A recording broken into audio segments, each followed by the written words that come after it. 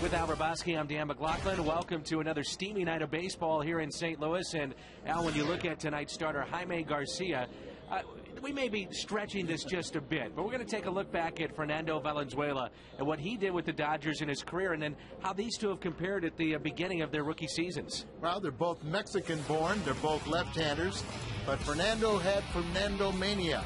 He was outstanding. He came up in 80 at the end of the season, but in 81 he breakthrough as a strike year, and he obviously won the Rookie of the Year as well as the Cy Young. But if you look at Jaime Garcia, he's the Triple Crown leader for rookies in the National League this season. He has the most wins, the best ERA, and the most strikeouts of any National League rookie pitcher. And with a solid second half, Jaime Garcia very well could be your Rookie of the Year in the National League. Jack Buck's best, some of the best happened against the Dodgers, and with them. We'll talk about that when we return.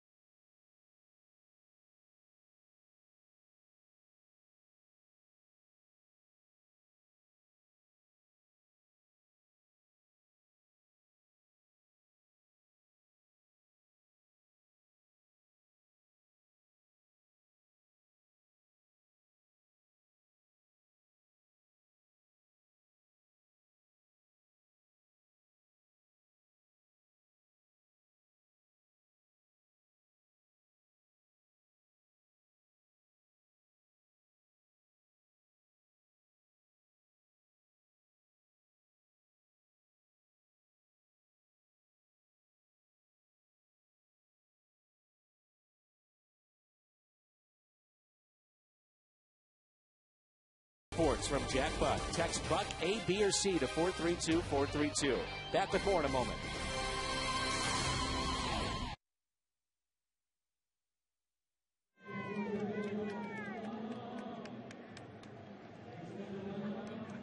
Back in St. Louis is with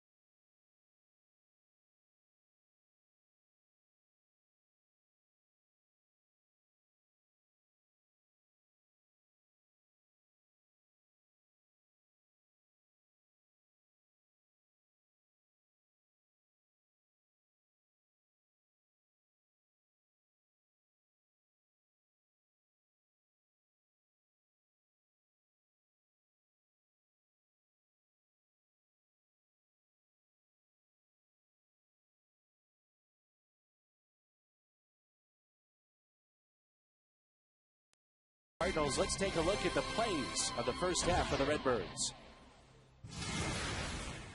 To the wall, out of here. New Year home run on opening day for Albert Pujols, and the Cardinals win the home opener. It's gonna be on. Oh, wow! Diving catch saves a run. Rasmus, oh, what a play in center field. Another line drive into right. Ludwig comes up with it, and the Cardinals win it. Diving, oh, what a play! Ludwig will come up firing. The throw to Molina, the collision, he is out at the plate. A diving catch by Freese to take the hit away. Freese has the bare hand, throws to first, got him, and it's a home run. What a day for David Freese, 6 RBIs. Oh, did Ryan almost hit it to the roof. Colby launches one. Adios. Swing and a miss.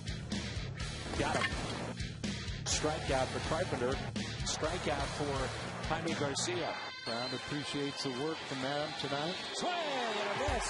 His first career complete game shutout. Over the bullpen. John Jay, his first. It's a grand slam. Grand slam for Yadier Molina. Bay is back. Grand slam. Grand slam. Felipe Lopez. Brad Penny. Deep left. Grand slam. Staminola, the 1-2 is swung on and hit deep to left field. Back goes Braun to the wall. It's gone!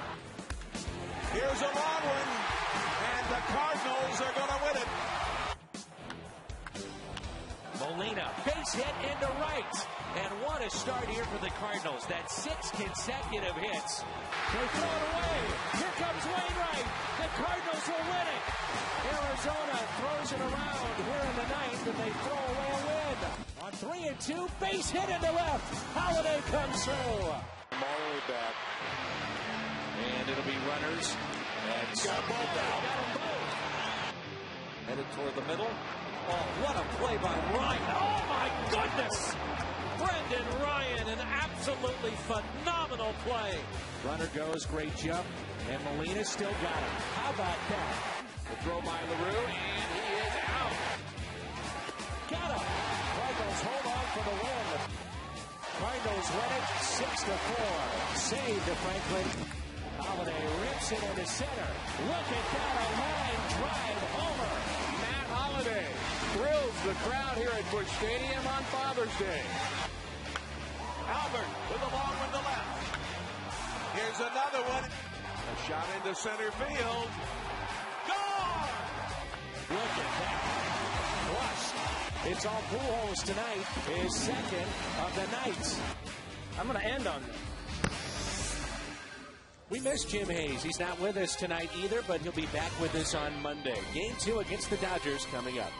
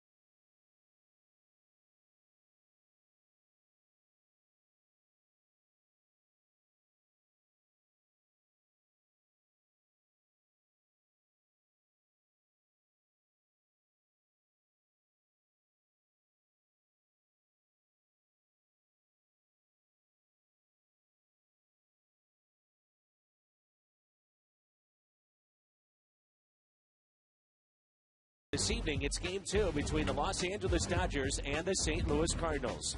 They're two of the best in the game. Albert Pujols, Matt Holliday look to continue their hot hitting next.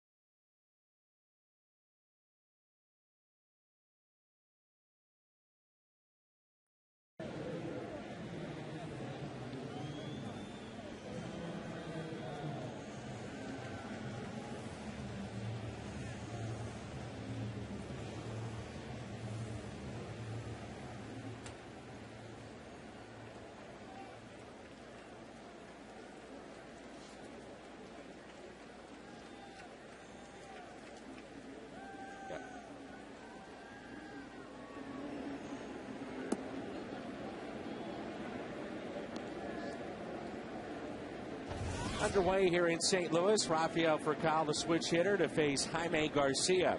First pitch was a ball. That pitch is taken for a strike.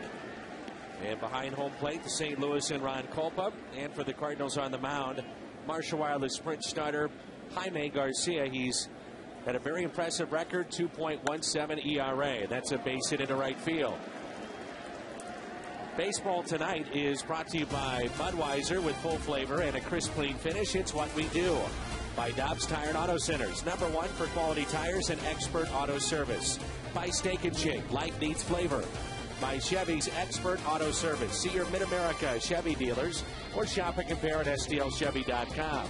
And by Casino Queen Hotel and Casino, home of the loosest slots. Talking about Jaime and how impressive he has been. As you look at, he ranks first in the major leagues in home ERA, 1.20. His nighttime ERA is third best in the National League. He's a Triple Crown winner so far in the among National League rookies, as he leads in wins, ERA, and strikeouts. And how about this, Dan? He has not allowed more than 2 earned runs to any National League opponent this season. Nearly threw that away. It was a good pick by Pujols over at first. And Kemp takes the ball upstairs. He's working on trying to get the ball down because so far the ball's been up.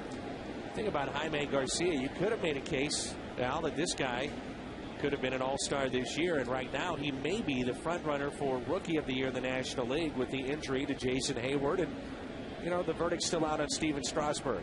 Strasburg, to me, you got to have he's what, 3-2? His ERA is higher than Jaime. Let him have a few starts. You know, he's only going to end up with about the 18 starts that Jaime has right now. And in my estimation, he's only had 1 bad start all season long. There have been few and far between. Strasburg, by the way, is pitching tonight, and he is going against the Florida Marlins. Another check on Furcal, who has very good speed over at first base. Well, a pitcher, all they really have to do is just give Yadier a chance to throw him out. So you pay attention to him, you shorten up that lead, and then let your catcher do the rest. It's a team that's loaded with a lot of good talent. When you talk about the Dodgers, Furcal at the top of their lineup, here's their Center fielder Matt Kemp, 16 home runs, 51 RBIs. Andre Ethier, MVP start to his year. Of course, Manny Ramirez, James Loney, and Martin.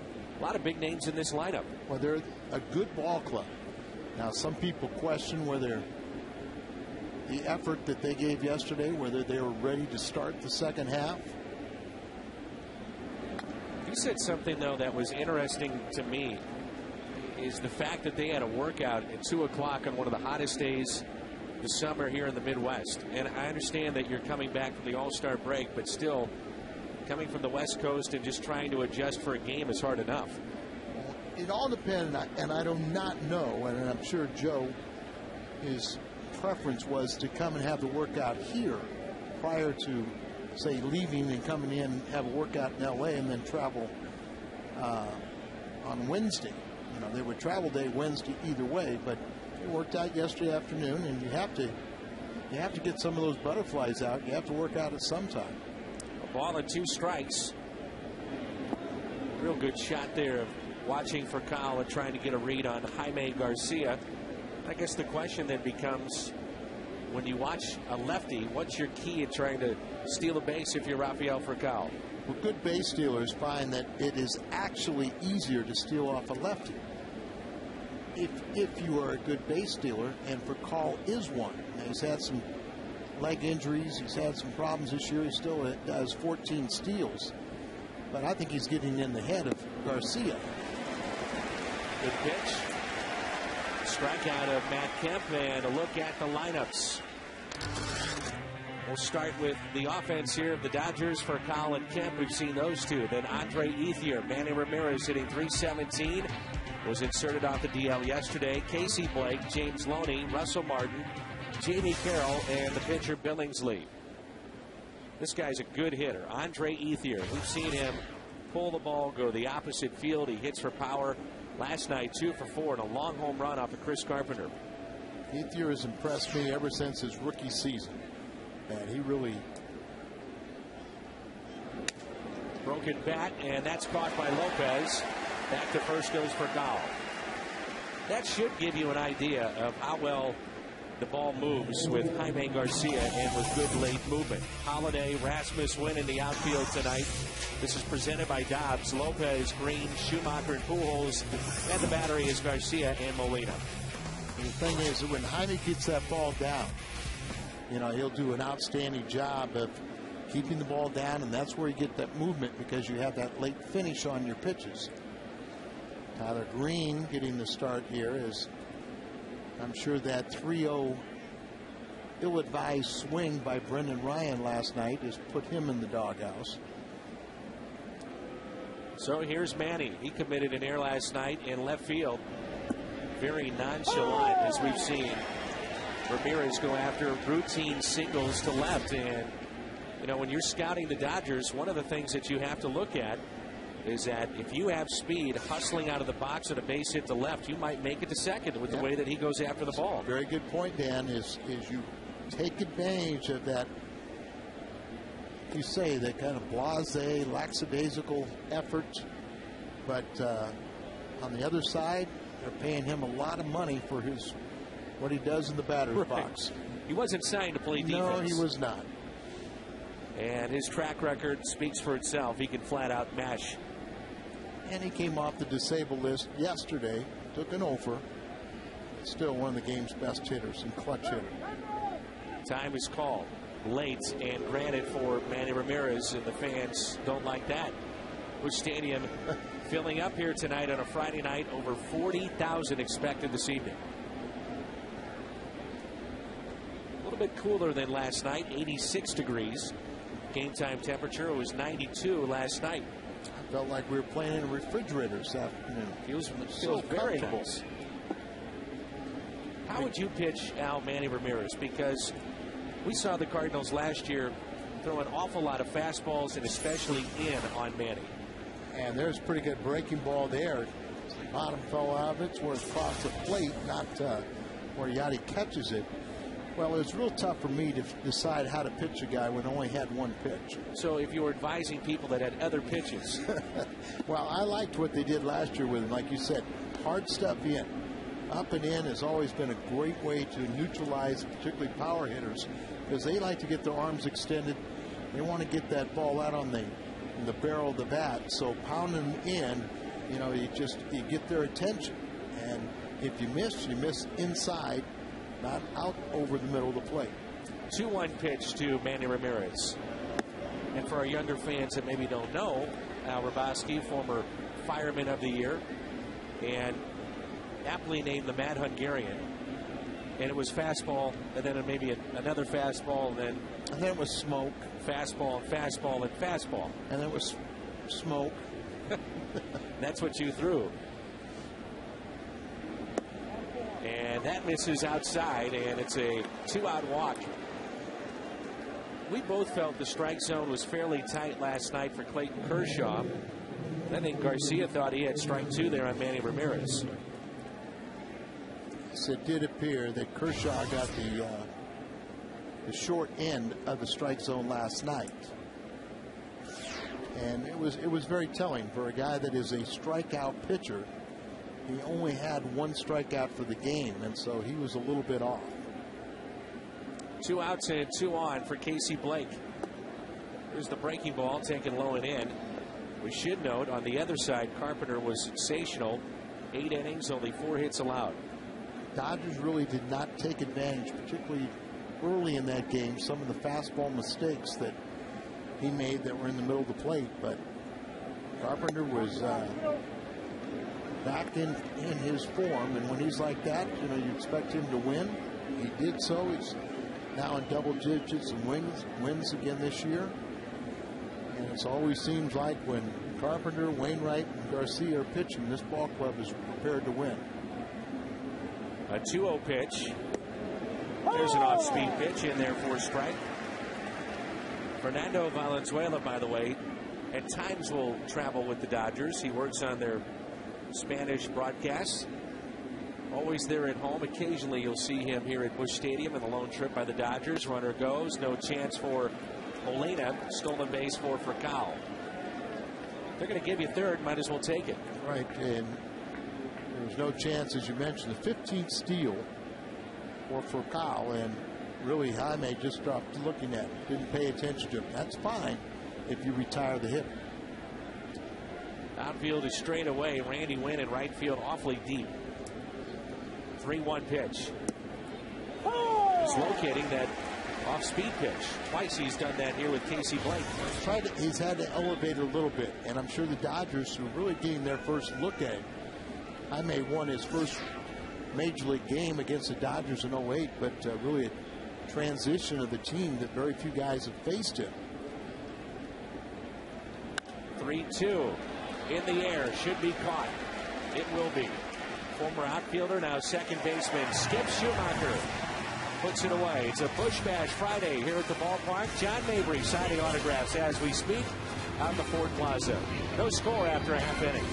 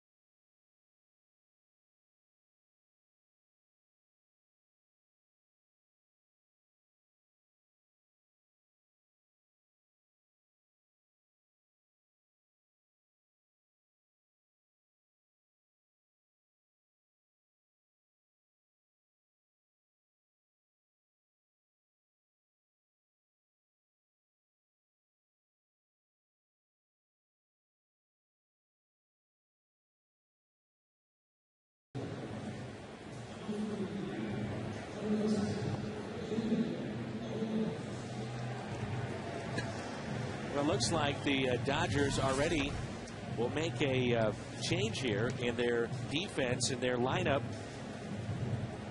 Xavier Paul will take over in left field. Manny Ramirez jogging out to left, and then just moments ago, right before we came back from the commercial break, walked off the field, and his night looks to be done as Paul takes over in left. So a look at the Cardinals lineup. Lopez, Rasmus, and Pujols, then Holiday, Wynn, Molina, Schumacher, Garcia, and Green. That's presented by Sprint. I'm not sure that Joe Torre has made that official yet with our home plate umpire. Well, they just announced it, so he's aware of it. And he's just getting word from the bench right now. Yeah, Manny was placed. Now he's pointing to left field. Right now, so you're correct. And Manny came off the disabled list yesterday. Here's Felipe Lopez, and he'd been dealing with a hamstring injury. That could have been one of the reasons why he was nonchalant going after balls, but the problem is his track record has been that he's done that when he's healthy. This is Chad Billingsley. This guy is tough when he's right, and Billingsley is 6-4 on the year with an ERA of 4.14. It's actually better on the road than he has been at home, and he's throwing a lot more cutters. So he'll try and get in on these left-handed batters with that cutter away to the righties. Lopez in the air out to shallow left center field, and the catch is made by Matt Kemp. Billingsley has the potential to have a very good curveball. Former All-Star Chad Billingsley. I'll tell you what, after losing last night, if you're a Dodger fan and watching our telecast, you're sitting there saying, man, oh man, you lose last night, now you lose again Manny Ramirez, and you don't know the extent of the injury and why he's out, but certainly cause of concern for Joe Torre. Rasmus, base hit into right. But quietly, he's really putting together a nice year. Kobe's just so much more comfortable, and there's a lot to be said that obviously the sophomore season he's already equaled his career high in home runs, but that just knows what is expected of him, how to carry himself here at this level. And if you can get on base ahead of Albert and now Holiday, the way they're swinging the bats, let's hope the Cardinals will jump out to that quick lead. That usually spells success. One out and a runner at first. John Mozeliak, when Holiday was batting second in the lineup, he said, look, we got Matt Holiday to protect Albert Pujols. And since June 18th, Holiday leads the National League with 10 home runs, 27 RBIs, and a .793 slugging percentage. This is what they wanted. Inside to Albert. Very telling article in the paper here today about Scott Boras' agent talking. The talk as you look at that inside pitch, ball just run. Look at how it just took off. But talking to him, giving the old talk about that first time he signed that real mega contract, that about 5-6 weeks into the program, he likes to talk to these guys and say, hey, settle down, just relax, don't try to prove it, you just don't compound it, just be yourself. Pujols slowly to third. High throw and the out at first. There's two away.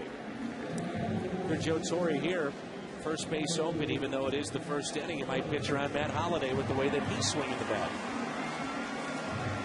Defense for the Dodgers. Ramirez out, so Paul is in and left. Then Kemp and Ethier. Blake, Furcal, Carroll, and Loney. And the battery is Chad Billingsley and Russell Martin. You see Joe Torre give that intentional pass sign awfully frequently, and maybe if Billingsley falls behind the count, they'll do so. Or it might be a situation where you just don't give in. Don't give him anything to hit here, and if he gets himself out, okay, but you're not going to let him beat you. Holiday is, for the most part, Billingsley has kept him to about a 250 hitter, but he does have 3 home runs against him. took something off that pitch at 68 miles an hour. Well, we're talking about he has the ability to have a Carpenter Wainwright curveball. You can buckle your knees with that pitch, but he's throwing a lot more cutters.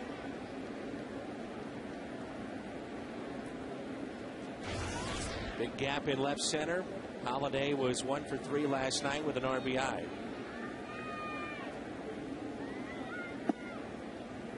Billingsley's a guy that, like I said, when he's right, healthy, everything's clicking, he'll throw in that 94, 95 mile an hour range.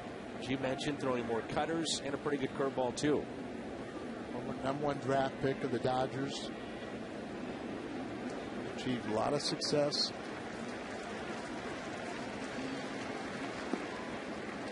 Keep an eye on the Reds. They are playing Colorado, and already they have a lead in the bottom of the 5th, 3-0. Nobody out, 2 men on for Scott Rowland. Boy, what a difference he's made with that ball club. Really teaching those young, talented Reds how to win.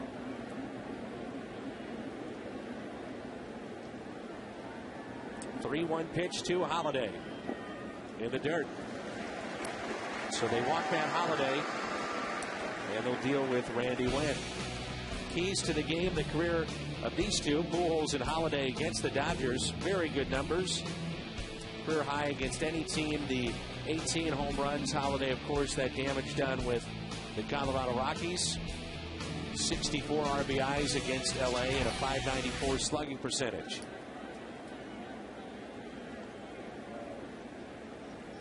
Billingsley, his first walk, and here's the switch hitting Randy Wynn. Randy's in this lineup tonight because of his prior success against Billingsley. Tony goes with those numbers, and he's 11 for 25 against the big righty. You might think it'd be Alan Craig or John Jay, and that's not the case. And John Jay has a hitting streak on the line when he does appear. 12 games. Tops in the National League right now. Current streak. Good block by Russell Martin. And it's not just picking up a hit, because he's hit 500 during that 12-game streak. And he had 1 shot last night coming off the bench and hit an RBI double. Now, this is one of the few times that you'll see Russell Martin block a ball. Former Gold Glove winner, but he has 9 errors this year. You know, he's got a lot of pass balls, leading pass balls.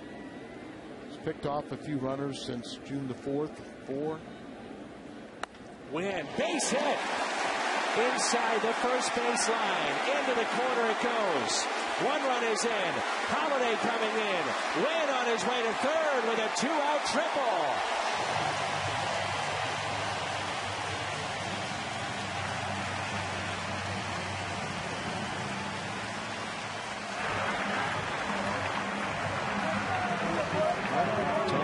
Night played Miles because of his success against Kershaw. Wynn gets a shot here because of his success against Billingsley, and comes through in here.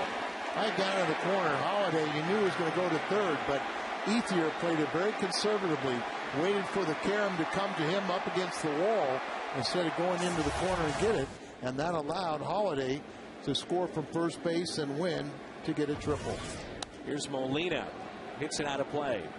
Yachty, a good return here in the second half in game 1 last night. Overall, he's batting .227.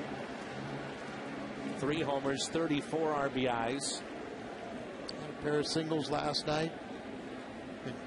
He has truly hit in some bad luck, where he's hit a lot of line drives that have been caught.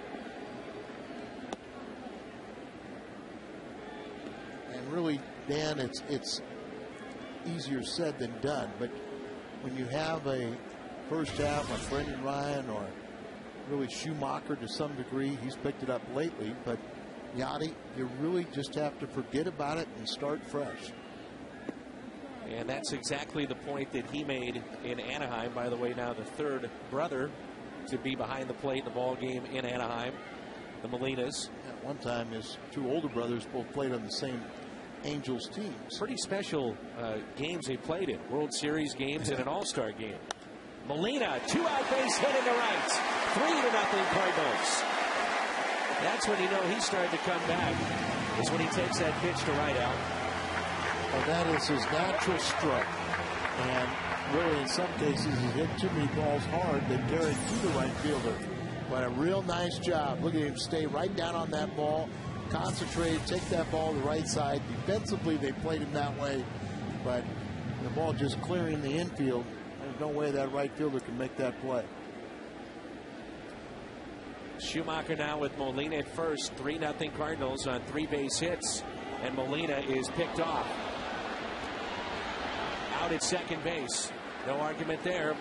The Cardinals, though, with 3 runs scoring with 2 outs against Billingsley.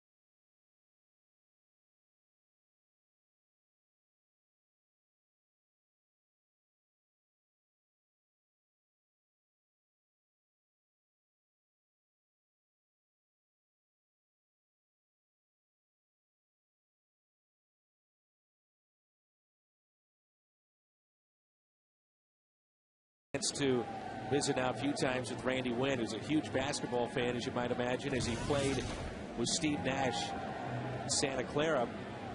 But very good guy, family man. He's got a home out in San Francisco, another one in Tampa Bay.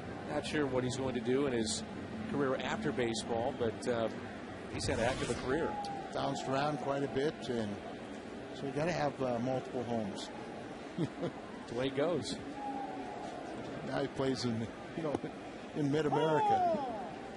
Here's James Loney from Houston, Texas, 19th overall pick back in 2002. 5th season with Los Angeles, 9th year in professional baseball. And shoots it to short. The catch made by Tyler Green.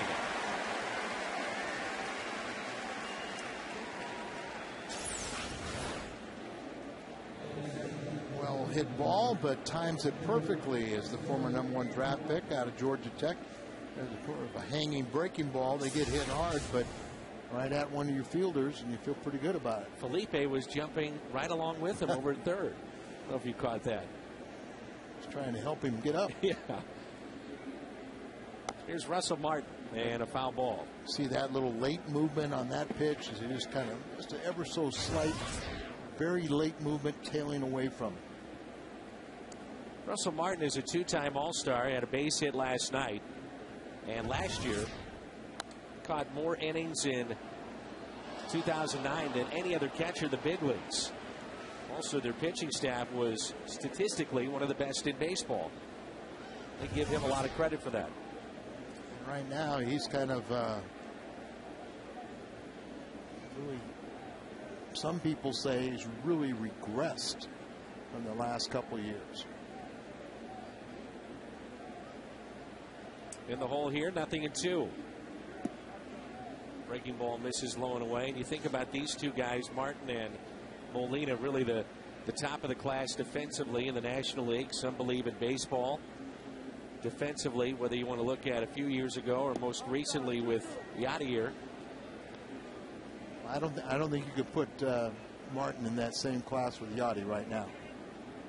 And when you talk to people that see him on an everyday basis, they will really agree with that. There's a fastball that's pulled foul.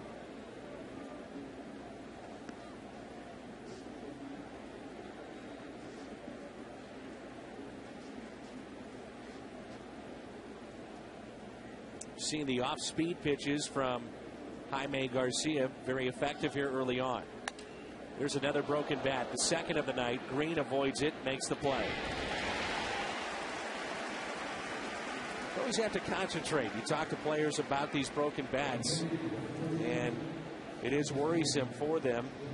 Somebody may get hurt, whether it be in the stands or a pitcher closest to the home plate area. But to concentrate at this level with the speed of the game of the baseball, runners, and as I just mentioned, pitchers having to worry about it. They're a little closer, you know, where the infielders can dodge them a little bit better. But remember, they've got all the momentum going towards the plate, and their primary function is to release the ball, and you hope they can be in a position to react to either ball hit back at them or a broken bat flying past them. One thing I've noticed with Jaime is we've seen a lot of pitches up, and that could be just a little byproduct of overly strong because of long layoff.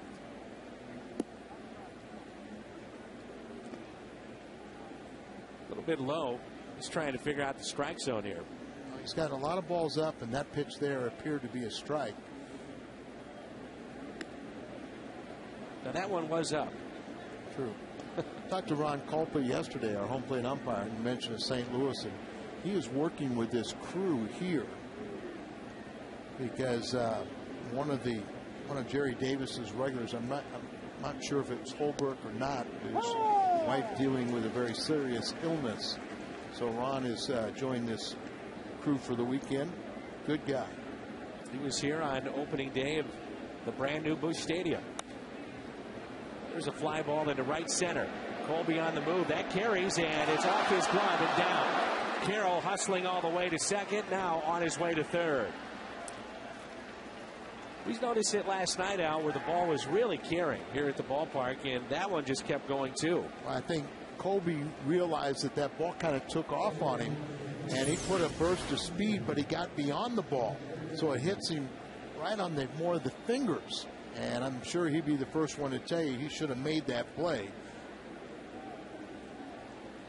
He scored a triple, Jamie Carroll, but you know, Colby, a stand-up guy, I'm sure will say that he should have made the play.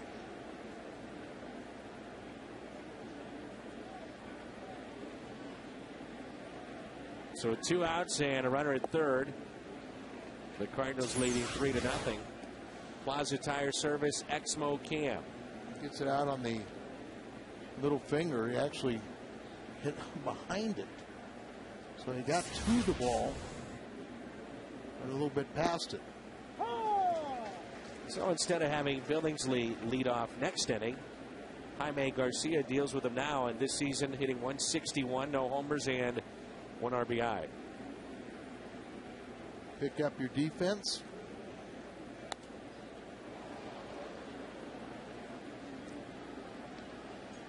Beautiful night for baseball. Huge crowd on this Friday night at Busch Stadium.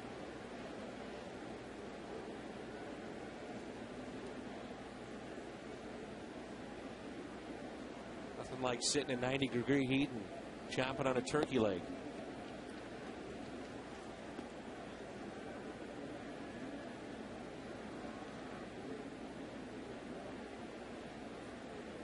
Two balls, 2 strikes. Ooh, that almost caught him.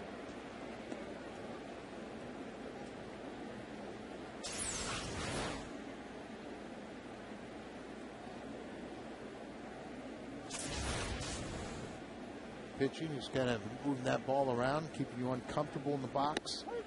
And a called 3rd strike. So Garcia gets his 2nd strikeout here tonight, midway through 2, and it's 3-0 St. Louis.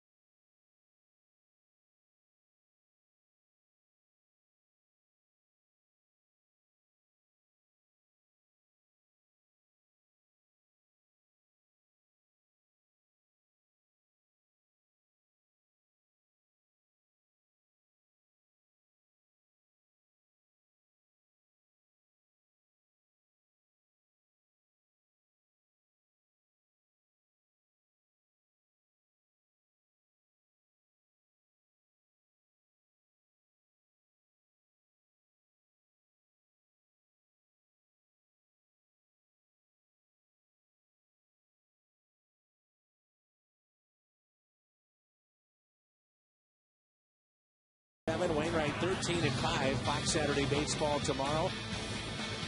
Albert Pujols and the Cardinals, rematch of last season's NLDS. Dodgers-Cardinals tomorrow. It'll come your way at 3 Central, only on Fox. We had some video earlier of Chris Carpenter. It looked like he was talking to the interpreter of Kuroda, and in particular talking about curveballs. Better not tell Wainwright that. Trying to help Wainwright's competitor or mound opponent tomorrow. Remember, Schumacher was left standing at the plate when Yadier Molina was caught stealing, and here's that video we're talking about. Talk about how to get on top and pull down, have a tighter rotation on that curveball, get more of the true 12-6 rather than a tumbler. Maybe that's what my next life I can come back as an interpreter. I'm the only graduate of the Mike Shannon School of Diction. I was going to say let's have you just focus on English. Well, it is my second language. 1-2 the count.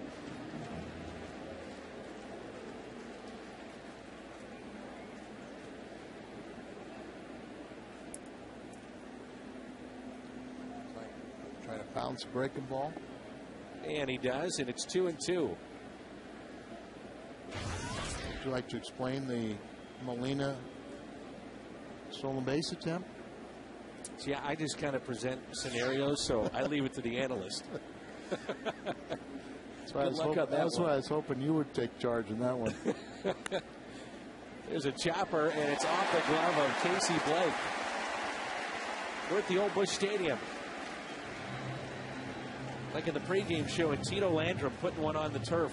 Oh, yeah. Bounce, getting that high bounce and scored a base hit here, but have to be right off the plate. But really another play that probably should have been made, or at least caught that ball. Now, you keep telling me that he's a good hitter. Yes, he's a very good hitter. Well, he's got a good stroke, and we'll find out about his bunting ability. Or does he pull back and swing, showing bunt? And it's a good one. Sacrifice is good. 2-4 on the play, and it brings in Tyler Green. What'll be interesting for Tony La Russa is when he does get David Freese healthy.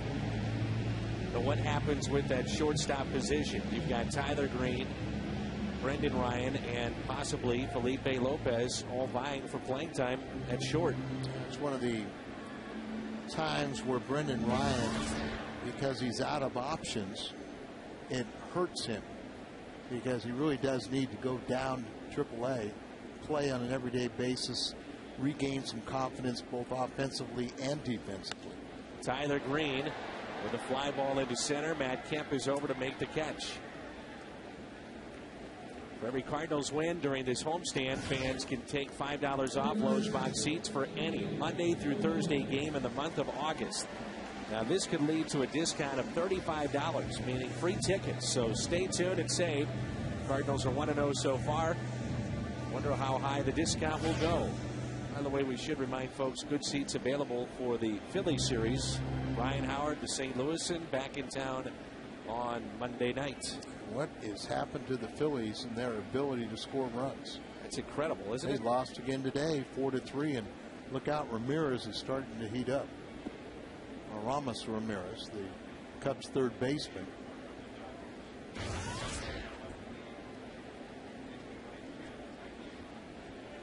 Phillies began play tonight, 5.5 games back of Atlanta. And Ramirez left with a right calf strain. So not the hamstring that put him on the disabled list for a couple of weeks, and he's listed as day-to-day. 1 ball, 1 strike.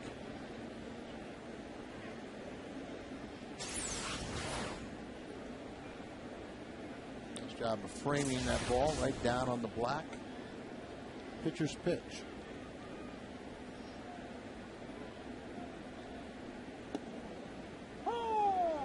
that's a strike. The Cardinals, their 3 runs scored tonight have all come with 2 outs. Will it happen again? Lopez fly to center first time up.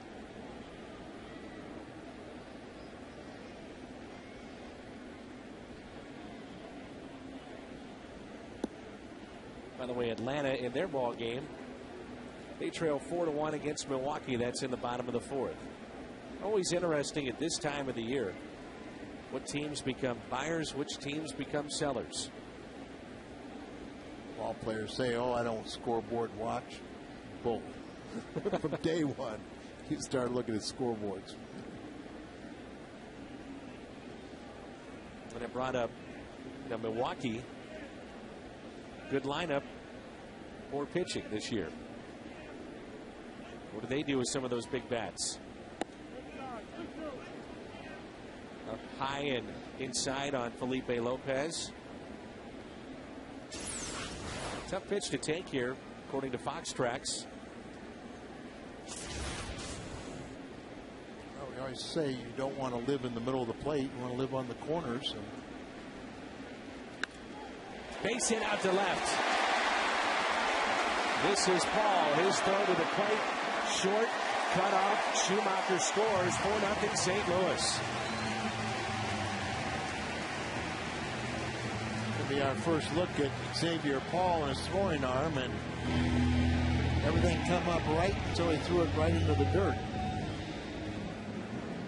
Charged the ball aggressively, got on top, everything. I was going to say, okay, we might have an interesting play here, but watch the throw. Winds up big time and throws it 50 feet. So Felipe Lopez drives in his 24th. He kept the ball down. No advancement by Lopez. He couldn't go get himself in the scoring position. So there was one plus to it. Here's Colby Rasmus, who has a base hit into right tonight. Check on Felipe, who's safe at first. Cardinals still trying to get healthy with a couple of big bats out of this lineup. David Freese. I talked to David today, and I said 2 more weeks. And he wasn't buying that. He said, I had a full workout today, and I said, so it's going to be inside of 2 weeks.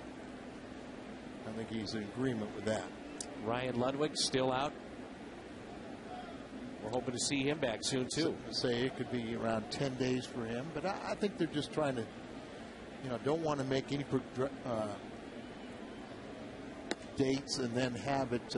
Somebody said, well, what happened? Yeah, what happened? You had a setback or this or that. So Stavanoa, who got the slight separation in Houston, that allowed Alan Craig, who picked up his first 2 Major League RBIs last night. 1-1 pitch. And that is a fair ball. Loney just touches the bag, and the Cardinals are through here in the 2nd. They pick up another 2-out RBI, and it's 4-0 after 2 here at Busch.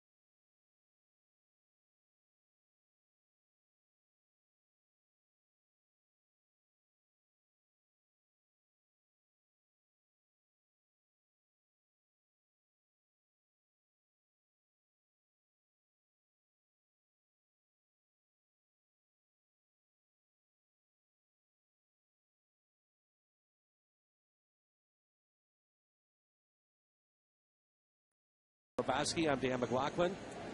And our Fox Sports Midwest crew. Just had some servicemen stop on by the booth.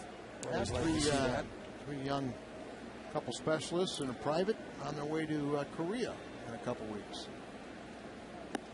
Tell you what, we had a lot of fun. It was just a couple of Fridays ago. We were right here and had a chance to visit with the troops in Afghanistan. A very special night for us personally, but also for the network. And I know we've already heard from a number of friends and family that have had connections to that night. Very appreciative. We can't thank everybody enough for putting that on, and the men and women of our armed forces for what they do for us. I haven't told you this, but kind of working on a trip going to Afghanistan. Not next week, but after the season. After the season. Now, will you be visiting troops from Missouri, or what do you know? I don't know yet. We're trying to put it in the planning stages, but see how many guys I can take with me. Former players, current players. See if it's a combination. That's great. 3-2 here on Furcal. Was singled. Furcal here, then Kemp and Ethier. 3-2 pitch. Fastball. Hit up the middle. Diving stop by Schumacher to first. Oh, he got him. He got the speedy Furcal. What a play. Excellent play by Shu. His defense has regressed a little bit this year, but boy, here's a neat play. As he goes up there, dives for the ball. Remember, he's got an outfield arm. So from his knees, he uses his body to get some momentum behind it. And that superior arm strength is the only reason why Furcal is out. Very nice play. Here's Kemp, and this is one of the top defensive plays we've seen all year. Sure, and then remember Furcal, who has that good speed. Difference batting right-handed versus left was the difference of being out and safe. I thought it might be one of those plays where he'd get to it, maybe get a glove on it, but then you just put it in your back pocket. I didn't think he had any chance to get him. But that's one of the strengths. And remember, you go back to where last season, as the ball gets by Lopez off the bat of Kemp. But remember, Oquendo tried to tell him, hey, relax, make those plays, and then use that superior arm strength. He did so there. Follow the Cardinals on your iPhone, iPod Touch, BlackBerry, and Android phone. MLB.com at Bat 2010. It features play-by-play video highlights and live audio broadcasts. For more information, visit Cardinals.com today.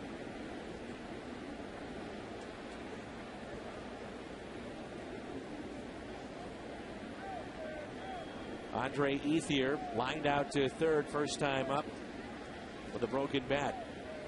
And leading the National League with his batting average. It's down to 325 now.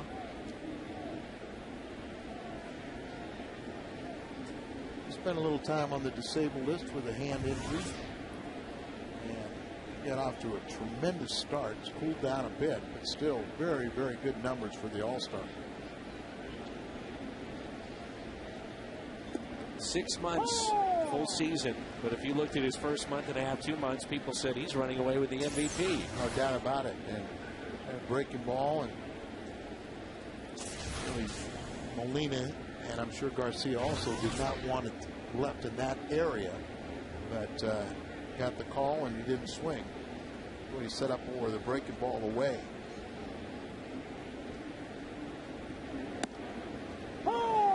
Takes the fastball right down the middle.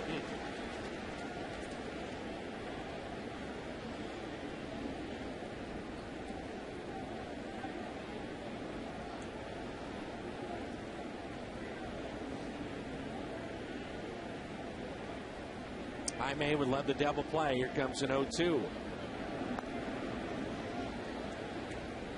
Garcia among the top pitchers in all of baseball with his ERA at the start of play tonight of 2.17. Looking for win number 9 tonight. He has the best home ERA in baseball, 1.20. He's leading National League rookies in the 3 Triple Crown categories: wins, ERA, and strikeouts. Good piece of hitting by Ethier and a base hit. So rookie pitchers, this is where they stack up. Some of the best in the National League is those rookies. We forget about Mike Leake, 6-1 for the Reds. Jonathan Neese, 6-3, and then all the hype going to Steven Strasburg, but a record of 3-2. Garcia, 8-4 with an ERA just slightly, ever so slightly higher than Steven Strasburg. You saw Carpenter trying to share his knowledge with one of the Dodger pitchers, but you know, Jaime has really been a sponge, soaking up the knowledge from Carpenter, Wainwright, the veterans. Guy like, don't forget about Jason LaRue. You know, every time Jaime has pitched, Molina has caught him, but really Jason is an extension. He was an everyday catcher.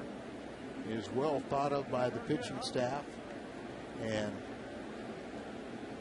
you know, he's got a wonderful opportunity to take advantage of some of his gifted pitching.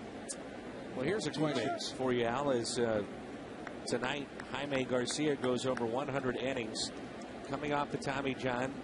Ideally, how many innings do you think they'd like to get him at this year, if he could draw it up in a perfect world? If you draw up a perfect world, you want him to be healthy the entire season and not even worry about it. Now, there was some concern, and that was one of the reasons why they never really projected him to be a fifth starter going into spring training. But then I think they started saying, hey, if he's going to pitch at AAA, and if he's that good, let's say eat those innings up here and not worry about wasting them at AAA. And so far, so good. But he's never pitched above about 150 innings in any single season. I think the way he pitches, that I think they just let him go. 1 ball, 1 strike on Xavier Paul, filling in now for Manny Ramirez. Big difference now facing Paul, lefty-lefty matchup, and period, just having Manny Ramirez out of this game, out with a sore calf. That's a very good point.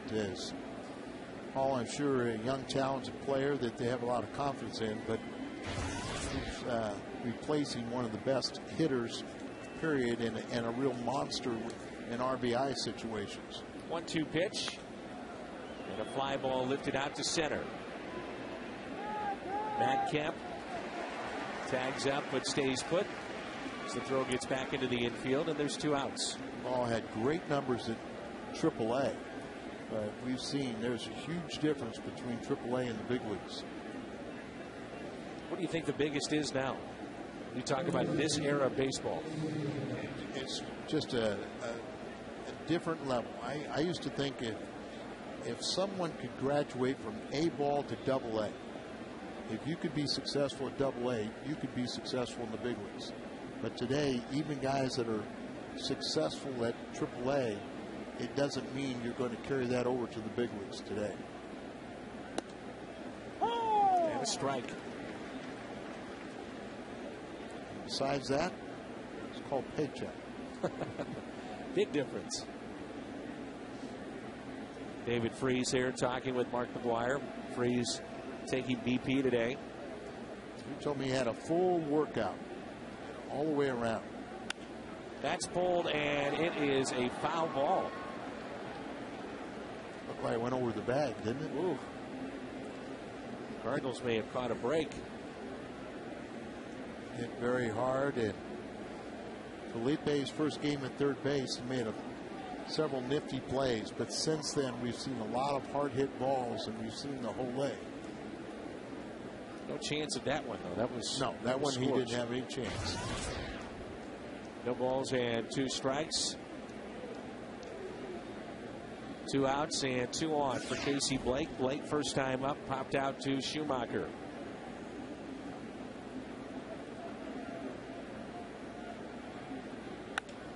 Hanger. Base hit, right field. Win over to get it. Scoring on the play will be Matt Kemp. And it's 4-1. Dodgers get on the board here in the 3rd.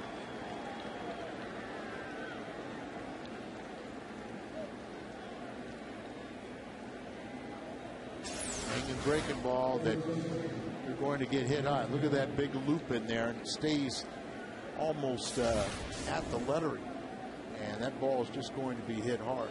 I wonder if Dave Duncan has noticed something, Al, with the breaking ball. A couple times it looked like he was pointing to his front shoulder and trying to explain something going on in the dugout. If he picked up something mechanically with that. Opening up too soon, letting the shoulder fly open will produce the ball up.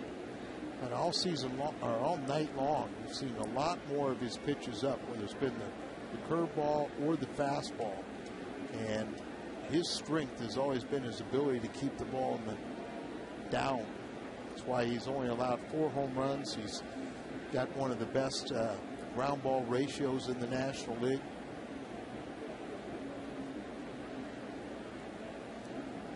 Runners in scoring position with 2 outs, and everything has been scored with 2 outs tonight. Cardinals 3 for 3, and the Dodgers with that base hit now 1 for 3. Dodgers have stranded 3 already in the first 2 innings. Jaime would love to make it 5. The pitch is taken outside. Loney lined out to short first time up. Lefties were only batting .214 with no home runs against Jaime. And righties .233 with all 4 home runs against him. Pitch number 62 is a base hit out to left. Scoring on the play, Andre Ethier. Advancing will be Blake all the way from first to third. Tying runs are on. Go ahead run will come to the plate. It's 4-2. Now he got that pitch down, but to a left-handed batter, they like the ball. They're low ball hitters. So it's in a bit more in the middle of the plate, down, and it's in the wheelhouse of a lefty. And Loney comes through with his 64th RBI. He leads their ball club and among the league leaders. He's got 64 RBIs and only 6 home runs.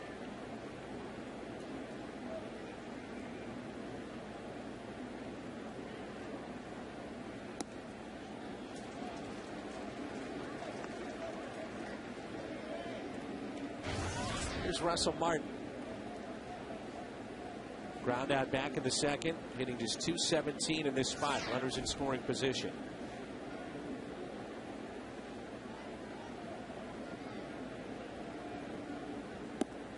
Jaime Garcia here in the 3rd inning has allowed 4 base hits.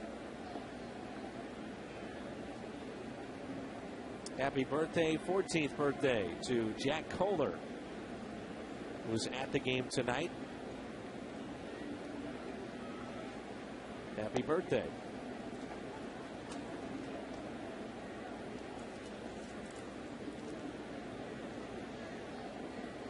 We got a young lady, 97 years young, that's celebrating her birthday.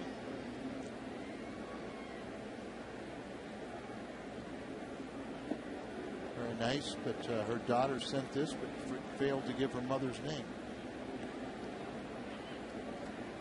Moved to Arkansas about 4 years ago.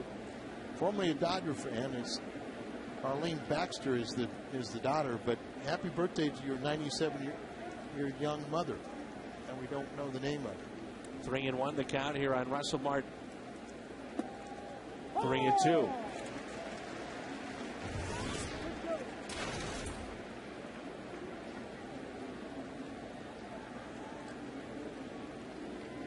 A lot of pitches here in this 3rd inning, 27. Stirring in the Cardinal bullpen. Mitchell Boggs grabbing a baseball. And a called 3rd strike. 3rd strikeout for Jaime Garcia. Cardinals have Pujols, Holiday, and Wynn coming up. It's 4-2 midway through 3.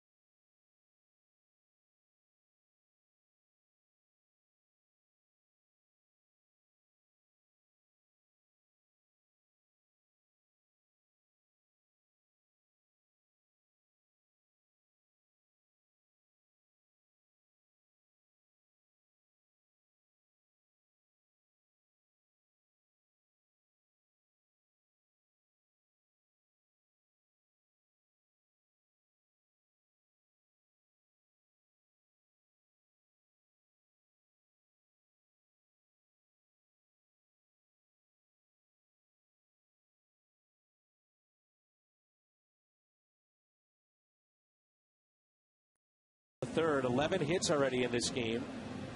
Dodgers have stranded 5 in the first 3 innings. Pujols grounded out to third, first time up. Good matchup here with Billingsley and Pujols.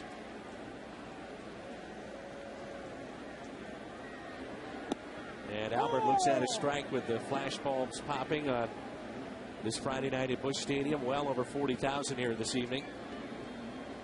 Nightfall just upon us, almost getting there. A tough night sky right now, so any ball that goes up in the air, the infielders need to help out the outfield. Lights really have not taken effect yet. Here's a 1-1 pitch.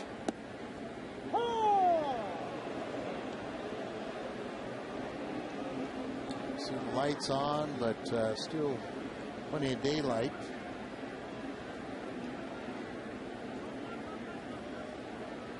One, two.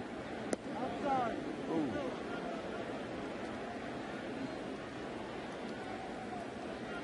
Does Pujols get that call when he's a rookie? Borderline pitch like that? Well, with the numbers he put up, he never acted like a rookie. 2-2. Pujols reaching for it. Base hit into center. And Albert is 1 for 2. Home run derby effect. At bats for a home run. Does it have an effect? For some it does. And for others, you can make a case that they will tell you it had no effect. There have been guys that have won it and actually had better numbers in the second half. I think Holiday, his previous time that he participated in the home run derby, he actually got better. But that just corresponds with his career. He's been a much more productive hitter the second half. Holiday, base hit in the left.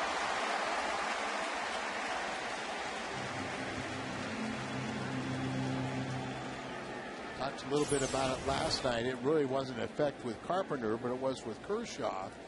Is, you know, that first start after the All-Star break can be troublesome for some starters because they're creatures of habit.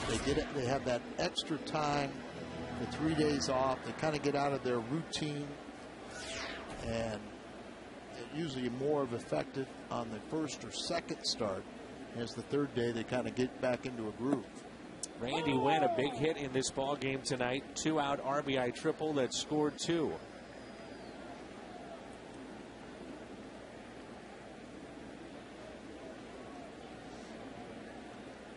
Then Molina followed that with an RBI base hit to drive in Wynn. That made it 3-0. RBI by Lopez with 2 outs in the second. Ouch. The Cardinals had grabbed a 4-0 lead. Dodgers in the top of the third come back with 2 of their own. I mentioned Randy Wynn in the lineup because of the success he's had against Billingsley, and I said, you know, what do you look for? He goes curveball, cutter. First time up, he got the cutter, got that base hit, 2-run triple. That's the difference in this game.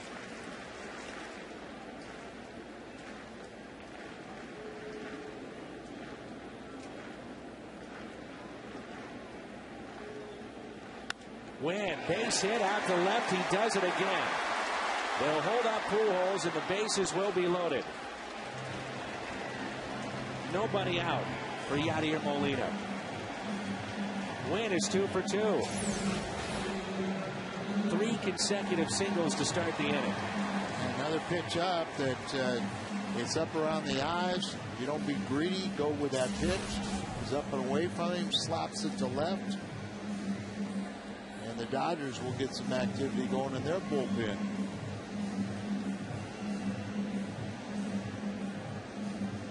It's John Link who is stretching there. We saw him last night. Here comes Rick Honeycutt.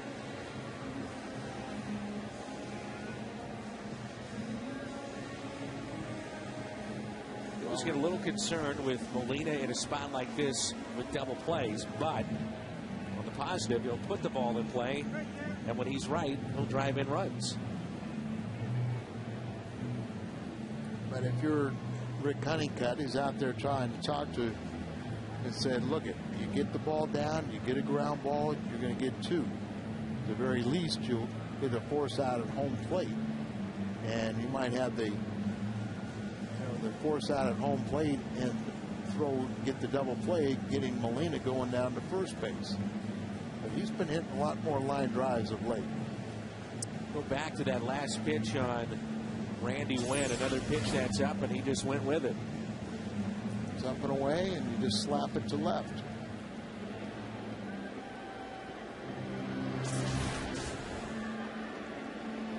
So he's 2 for 2.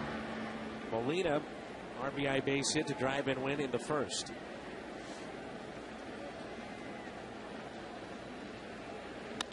Yadier with a ground ball to short, force play at third.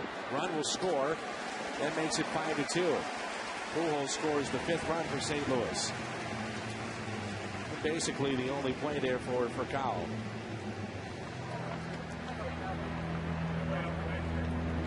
Like anything else, you really probably were asking for trouble.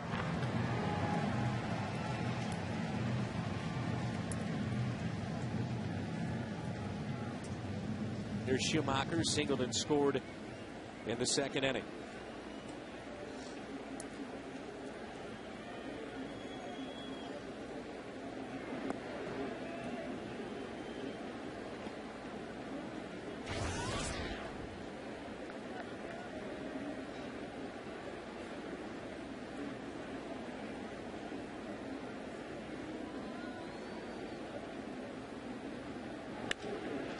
Skip hits it out to left.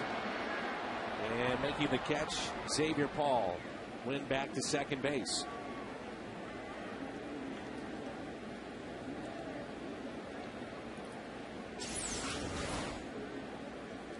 Goes back on this ball there. You just wonder if Randy Wynn could. It looked like the way reading the fielder. You see him going back there. My Wynn couldn't have advanced. Randy Wynn with 2 hits tonight, and Tony La Russa playing those numbers does not go with John Jay, who, as you mentioned, hitting 500 during the hitting streak, and doesn't go with Alan Craig, who had 2 RBIs last night, and the move has paid off.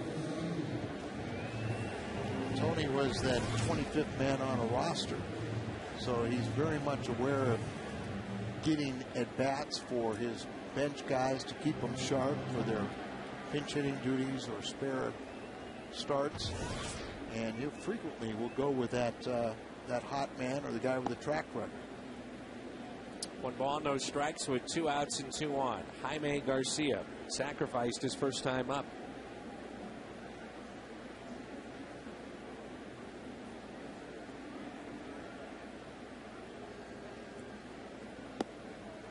Catches the corner. 1 ball, 1 strike. Told you, Jaime has a nice batting stroke. He is at 200. 6 for 30 this year.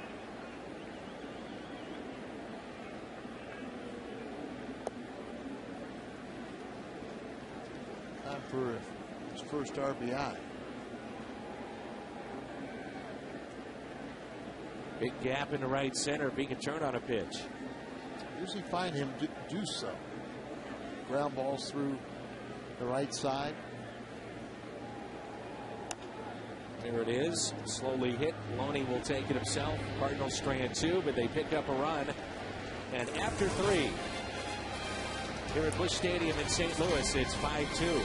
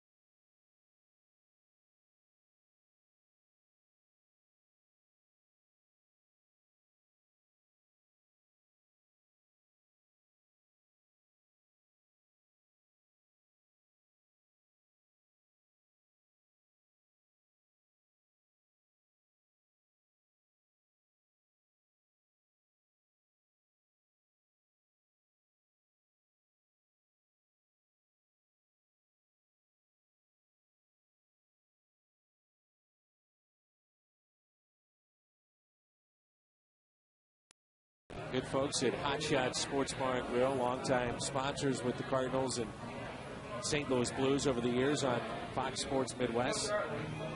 I can see the FSN sign there. Just down the street on Broadway. One block south, isn't it? One block south. And, of course, Al Rabowski's Ballpark Saloon has been putting on a number of charities, and a number of those folks have been coming by the booth. It's been nice to see them. Did we scare those people out of here, or what happened? It was the third inning. It's a short break. Nice people. Nice people. We took a photo with them, and next thing we know, they're out the door. What did we say? What did we do? Big Dog looked at him. You know, T. West is the biggest attraction up here. Yes, he is. Working the cameras of right behind home plate. It's foul ball by Jamie Carroll. We have a camera that's mounted on the screen behind home plate right there. And he runs that from up in our booth right behind us. He's got monitors. That's what he does. I thought T. West was. Oh, there he is. I thought he was playing video games all these years. I thought he was playing video games all the time. There's Big Dog. I wonder how he got his name. With Lock and T, Big Dog. Good thing Big Dog is not opinionated. That's pulled foul. You know, Jamie Carroll, he got a triple his first time up. But, boy, he's been a really nice addition. And Furcal was out for a period on the disabled list. Jamie handled himself, hit real well. He's just a shade under 300 now, playing second base. Very, very good pinch hitter. Tommy is telling me that our buddy back here, Tony West, is a little shaky with that camera, even after all these years. Little shaky. There's no way he could be shaky. There's his camera right there. That's his shot. It's pretty steady to me, doesn't it? By the way, we had the best crew in all of baseball. Pass Pujols and into right. Randy Wynn was positioned perfectly and holds him to a single. Jamie Carroll is now 2 for 2, former Rocky. I say, he's just a very good hitter. He knows his limitations. Now the breaking ball that's up keeps it fair beyond the glove of Pujols, and as you said, Wynn, who committed his first error on the road trip since '08, almost 260 games. Runner at first and a check on Carroll. Activity again in the Cardinals bullpen.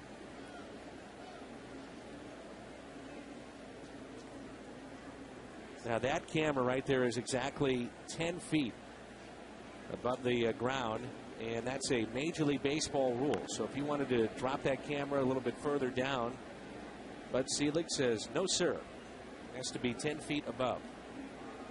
That's their rule. See, I was just asking, I'd like to see it lowered a little bit, and then you could really see the action on some of these pitches. Well, rules are made to be broken, as you well know. I think we could get away with it for a day or two. Foul ball. You hope that doesn't come back to haunt you. You had a sure out. You didn't take it. And it would have been a successful sack. Billingsley struck out the first time, and that's what Molina's hoping for again with an 0-2 count.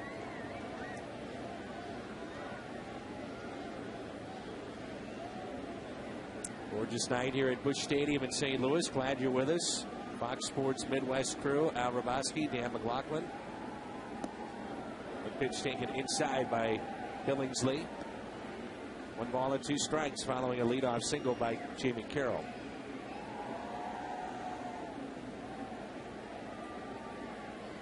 See his pitch count at 78.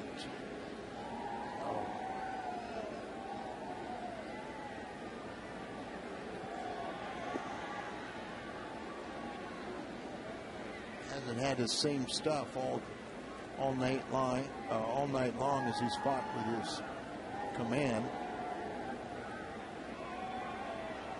walked one, but he's given up 7 hits.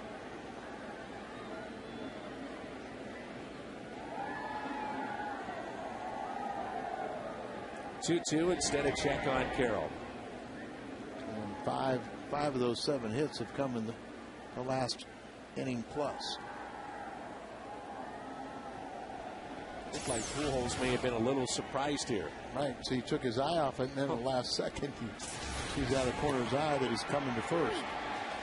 A strikeout of Billingsley.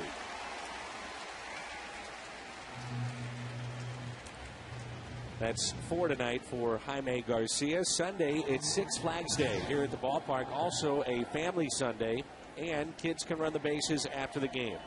Kids 48 inches and under receive a free ticket to Six Flags. That's this Sunday. Family Sunday, free hot dog and Coke with the purchase of select seats. Get the free ticket to Six Flags and run the bases. Top of the lineup for Kyle, who was robbed last time up. Curious, Al, do you remember when Bob Shepard introduced you when you were pitching with Kansas City, as you see the highest career average against the Cardinals?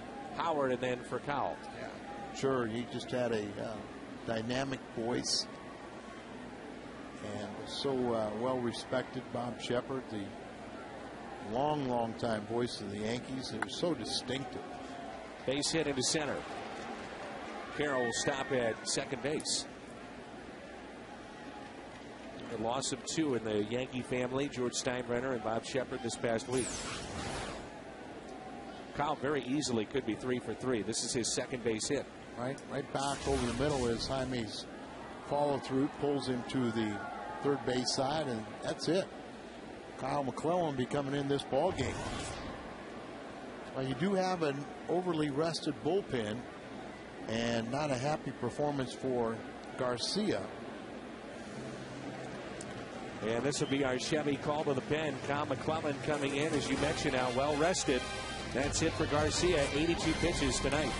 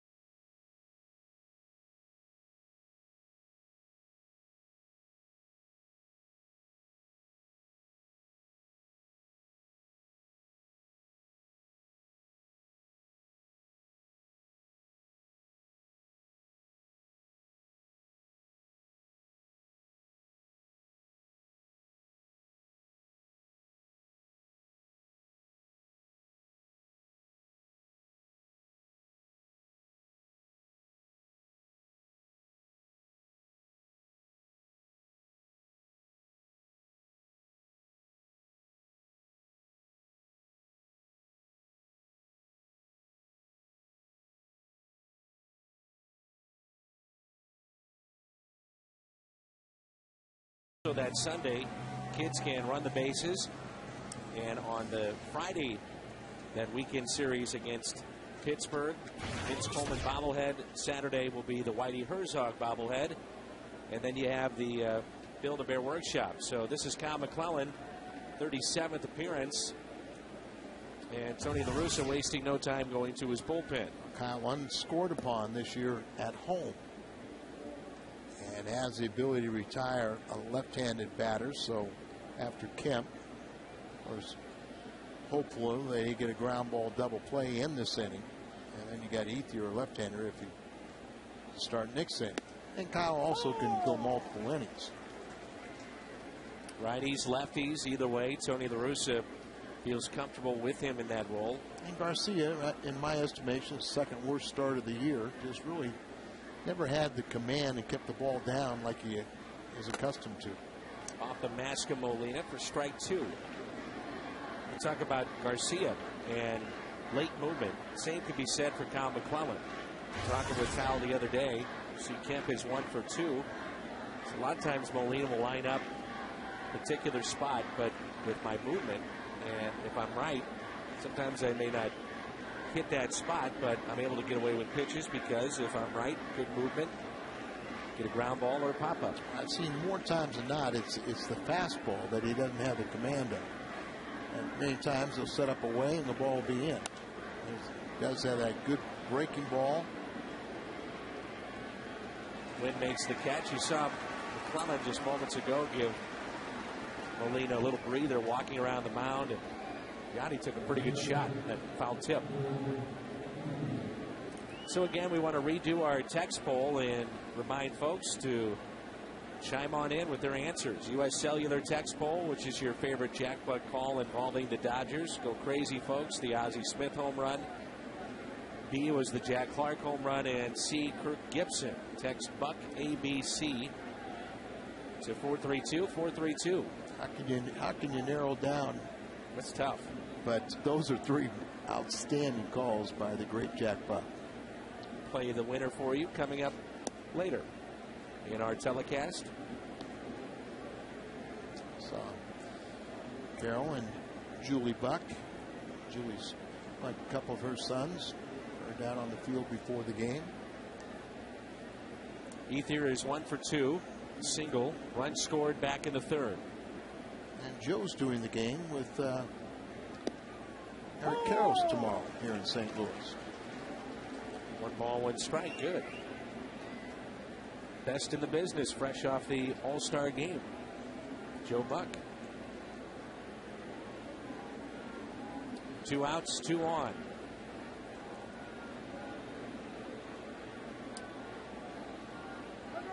Time called.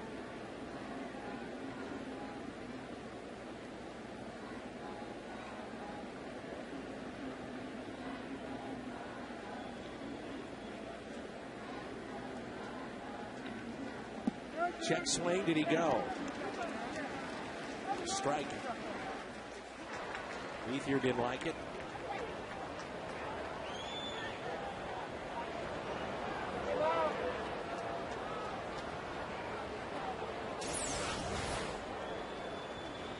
Take a look at it. See, does he break his wrist? You see those replays like that, it almost always looks like he goes around. And I would say he did.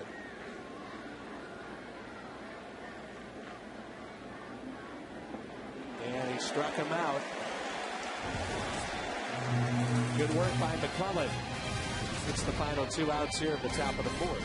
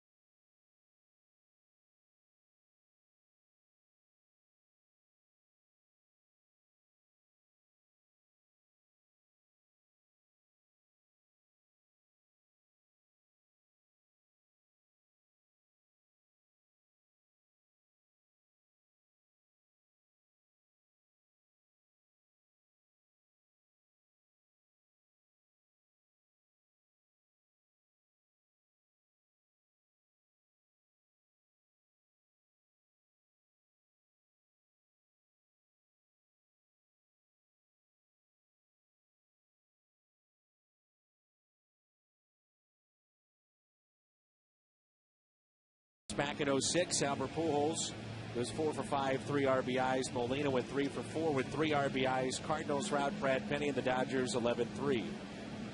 Albert Pujols had the remarkable start to that season. Cardinals barely made it into postseason, and of course the rest is history. They won the World Series. Tyler Green, the hitter. Underway here in the bottom of the fourth. It's Green and then Lopez and Rasmus. Cindy Buchanan, big Cardinal fan at home watching this game.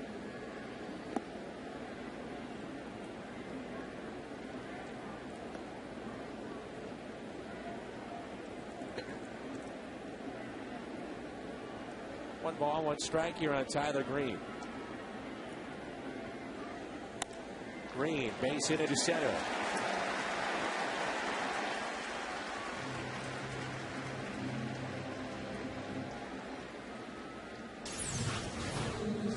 Muscled up a little bit, gained about 20 pounds, is a little more presence now. And the former #1 draft pick who really struggled in his 48 games hitting last season, but at the AAA level, hit 15 home runs and also led all Cardinal minor leaguers in stolen bases.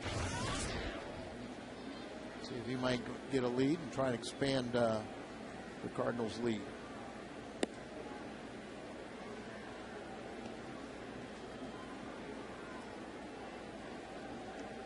Felipe with an RBI single in the second inning. He's also fly to center.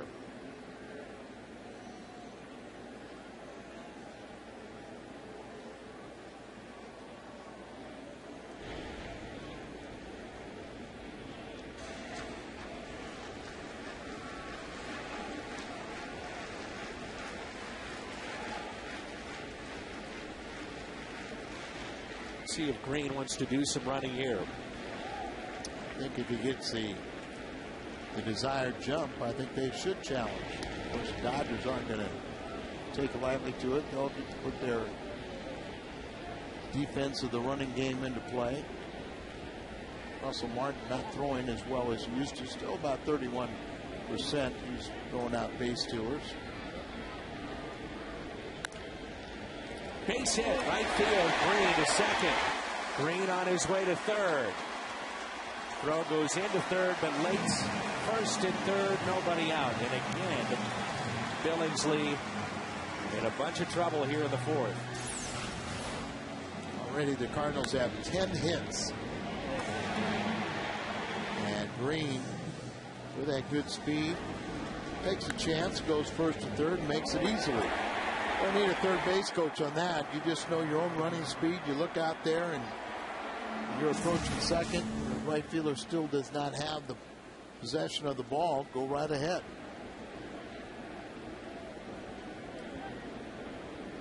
There's Colby Rasmus, who singled and scored, also grounded out. And that ball is taken outside. Miguel Cabrera has extended his career best hitting streak to 20 games. RBI single against the Indians, their series opener. 27-year-old very well could be on his way to the MVP. How about, just made some good. Foucault has to show off the arm. He does. Double play. But a run scores to make it 6-2. Made some good life chase choices. Chris Carpenter had a very successful outing yesterday, and the Cardinals win. You can visit FoxSportsMidwest.com and read what Carpenter told reporters after the game. BJ Raines was in there. And for Cardinals news and video 24/7, click on to FoxSportsMidwest.com. Kind of looks like the mannerisms of Jeff Weaver warming up in the Cardinal or the Dodger bullpen. Kind of lanky and long. So I mean, some guys, you just get accustomed to seeing how they pitch, and you just watch and you just say, well, that's Jeff Weaver. His brother's leading the American League in strikeouts. No RBI on that play. A double play off the bat of Colby. Miguel Cabrera, is sober now and really being back to the elite player he once was. Talked about embarrassment at the end of last year with this team in contention to win that division, and off the field wasn't getting business taken care of, and it was made public. And he has cleaned up his act, as you see Wainwright there talking to Garcia. Oh, I knew Jaime was not going to be happy with his performance, but you learn more from games like this than you do from some of your better ones. Popped up by Pujols. It's playable for Loney. So Wainwright, a little teaching there with Jaime Garcia. Cardinals add to their lead. It's 6-2.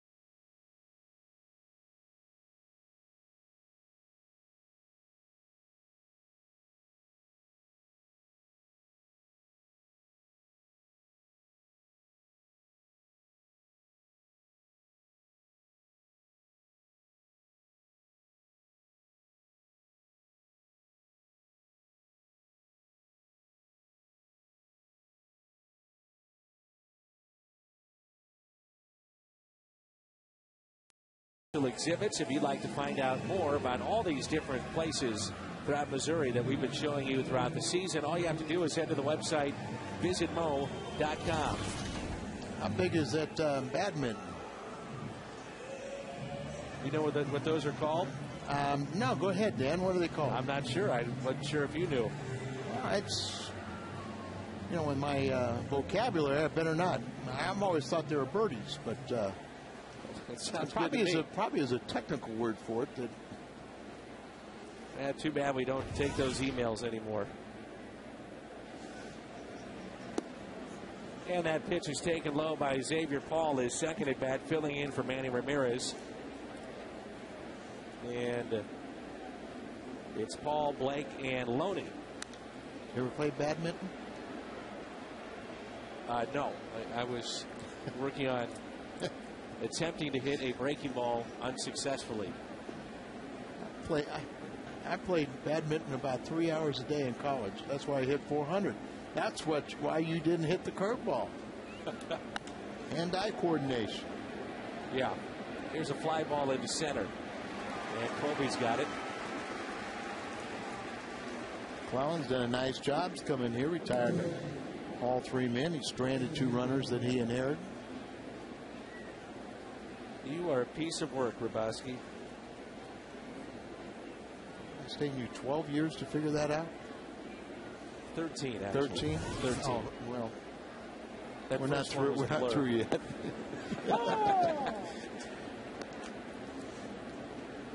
I went to my favorite Schnucks today, and I saw one of my great friends, Bernie. And before I could get out our question, he said, "Hey, please say hello to Jim Eichelberg."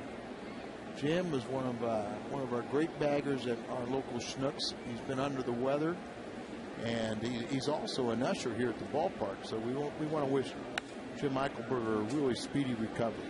Come back, Jim. Couple of hops to second, and Casey Blake retired. How about McClellan and the way that he has looked here tonight? Very sharp, 2 up and 2 down in this inning, and that's 4 up and 4 down total. AT&T trivia question: when was the last time the Cardinals finished a season leading the league in team batting average? 2008, 281, and Dodgers a season ago at 270. I never would have gotten that one. Would have thought it would have been one of those teams in the 80s. Long way to go for Holiday. are the 2004 team, something like that. That's a good one, 105 games, but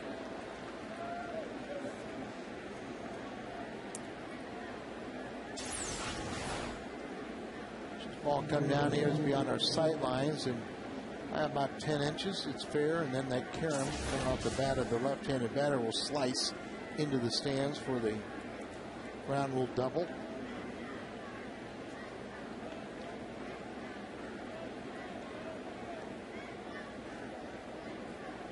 Here's Martin. Good breaking ball, buckled his knees. 6 a serious number. Cardinals score 6. You get a 20-ounce coffee, pot, a frozen drink. Just a quarter the next day at On the Run. They'll be busy tomorrow. Cardinals lead this one 6-2. Hit to third. Lopez gets it on the short hop. Good work by Kyle McClellan. Inning and 2/3 under his belt so far. And the Cardinals have 10 hits, and they lead it 6-2.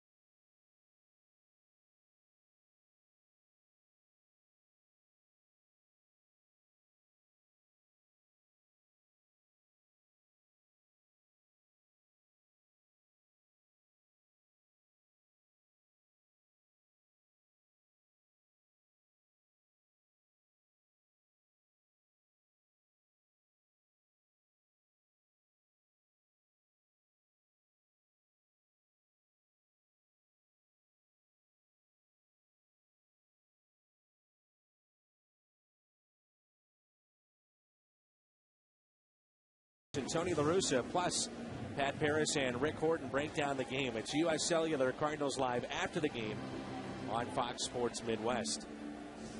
Great work by Kyle McClellan. Bottom of the 5th rolls in, and it's 6-2 in favor of the Redbirds. Matt Holliday, highest career average active players against the Dodgers. He's at 336. Former teammate Brad Hopp at 349, then David Wright of the Mets, 438. David Wright has bounced back this year. Sure has. And, just a premier player. The power numbers were down so low moving into that big, spacious new ballpark. Where Howard Johnson, the former Met, was telling us about trying to adapt to that City Field. Very spacious, and he said you can't change anything.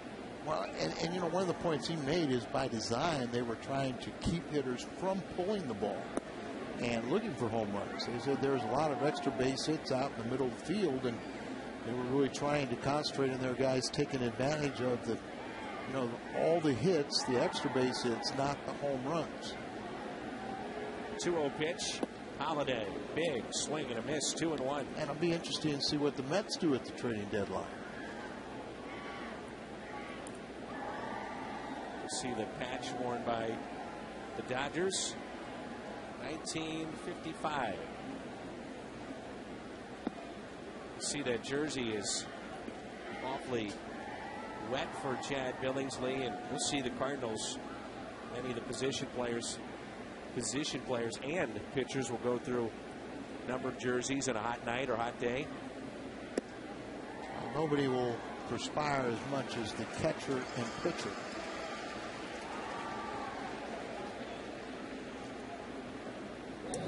So it's a leadoff walk in activity again in that Dodger bullpen.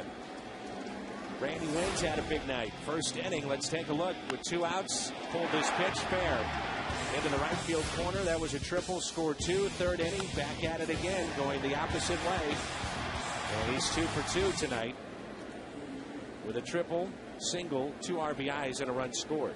Miller and Sherrill are warming up.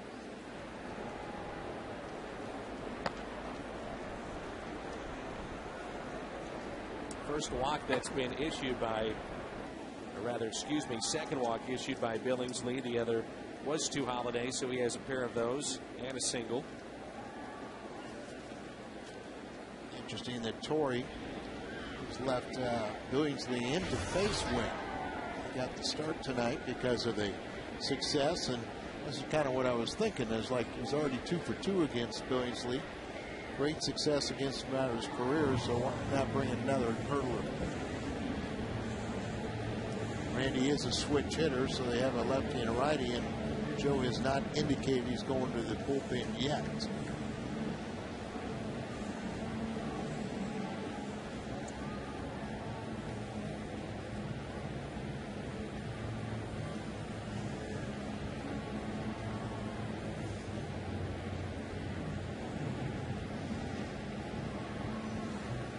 Now he's going to bring in Show. Chevy called to the bullpen. George Sherrill, former closer in the American League, will come in. Second time we've seen him in this series.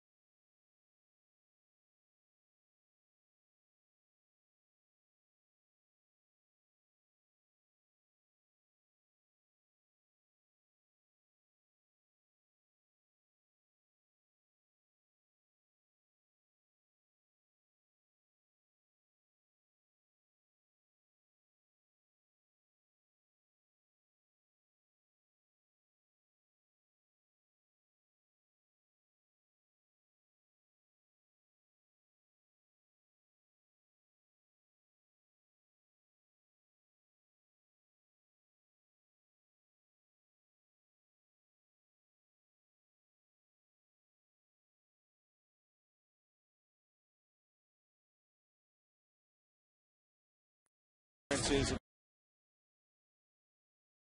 7.08 after last night's ball game. His 36th appearance for Los Angeles, former closer. That was an all-star at one point. Pitched well last night, and I hope Torrey's hoping that he'll find something for the second half. His Dodger club has a pretty good combination at the end of the game, a lefty and a righty. And Quo is not allowed a hit to a left-handed batter this year. Both of them all-stars. Neither starter goes deep in this game as far as pitches are concerned. Billingsley at 117 starts in his career. He's thrown fewer than 70 pitches in a start, just 5 times, and only 67 here tonight. Randy, the switch hitter, turns around to the right side where he's batting 200. 4 for 20.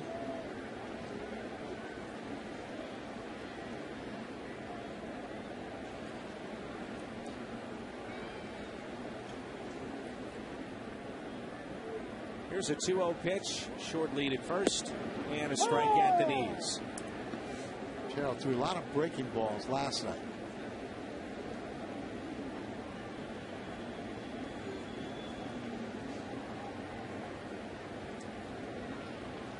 Six to 2, the Cardinals lead in their half of the fifth. We had a good cut, fouled back 2-2.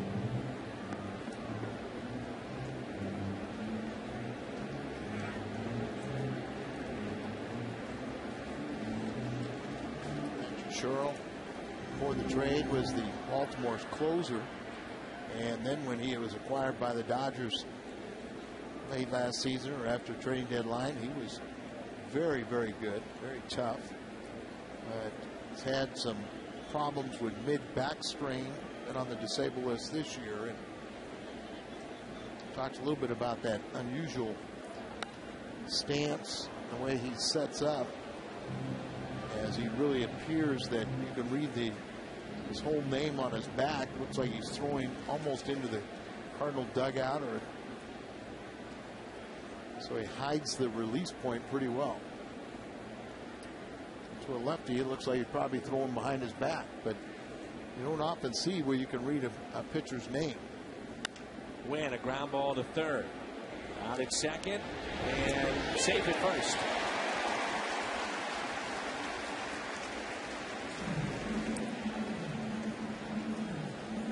Four on the play. Sherrill is from Memphis, Tennessee.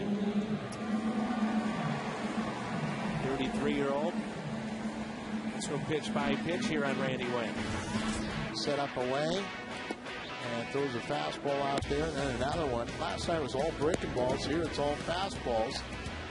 Has 4 straight and a 5th straight. Another one, and gets the ground ball out. Nearly turned 2. There's the breaking ball. Sherrill was in Seattle and then had his breakout season with Baltimore. Involved in the deal for Eric Bedard.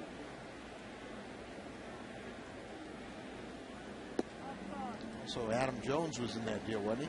Yes, sir. It's been a big. That was worth it right there for Baltimore. The flat rim of the cap of Sherrill. No bend in it.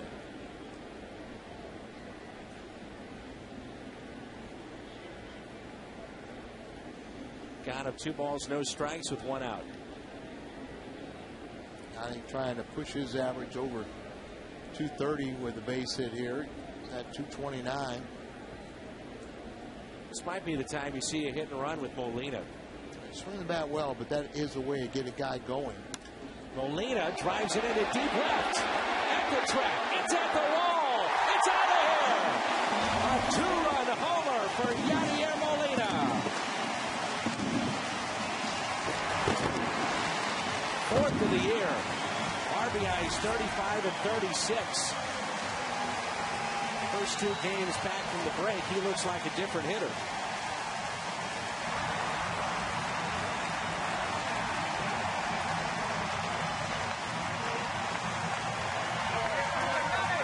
Base hit RBI in the first. He had an RBI in the third, and here's a 2-run homer, so 4 RBIs on the night.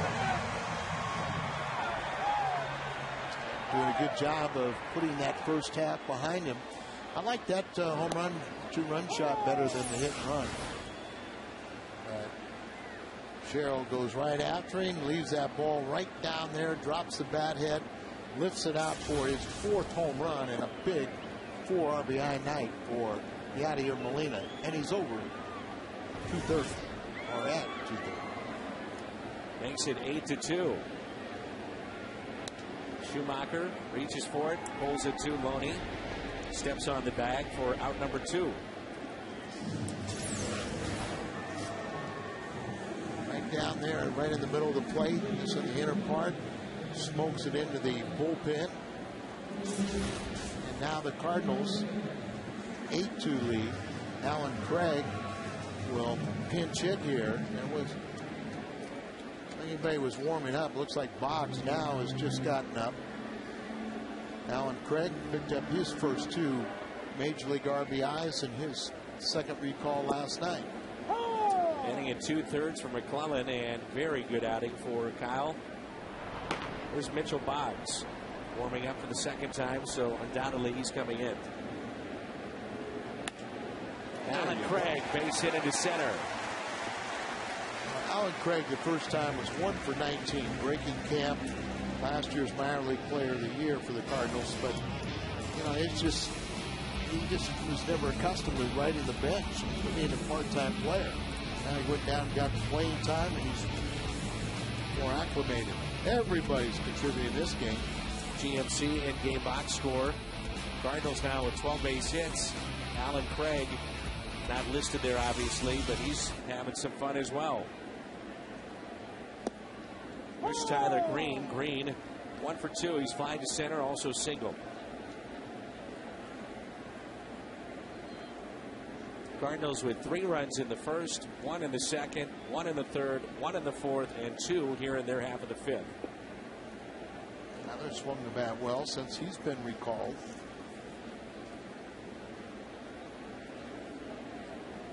He's hit in 7 of the 9 games. He's 9 for 30.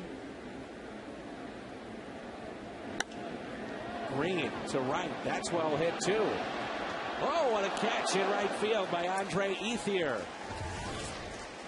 Takes the extra base hit away, and our fans here at home applaud the effort of Ethier.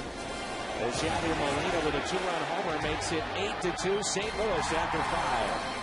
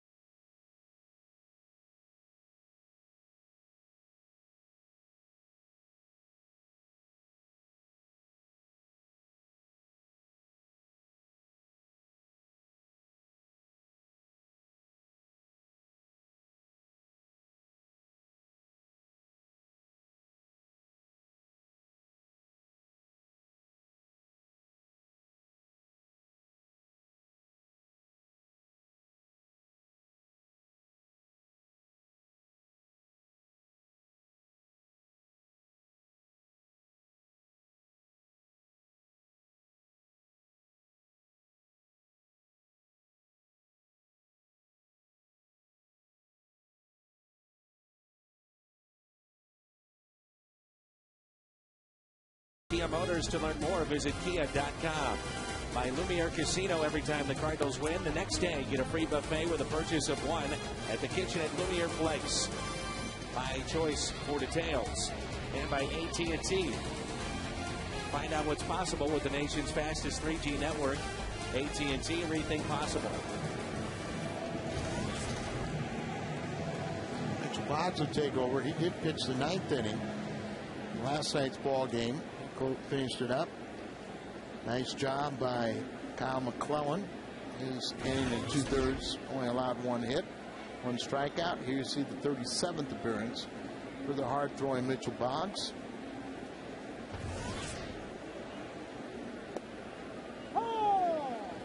Boggs consistently at 95, 96. We've seen him popping the gun at 97, even 99 a couple of times this year. Beginning of the season, you really wondered whether you'd be able to throw strikes, and that's not an issue anymore. Breaking ball has improved, but fastball's got good life on it. It's got a power sinker. And really achieving success, which will bode well for the future. Here's the 0-2 pitch.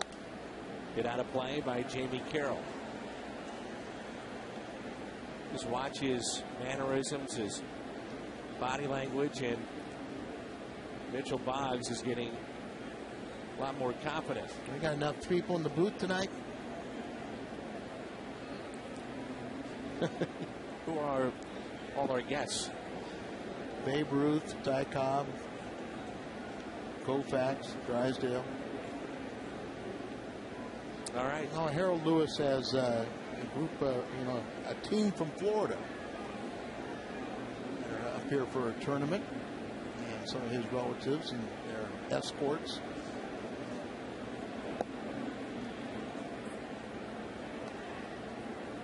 Those are like mom and dads.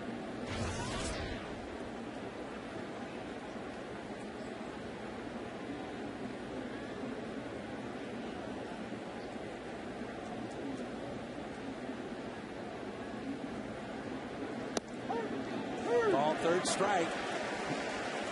Jamie Carroll strikes out. Blake DeWitt's going to hit, pinch hit.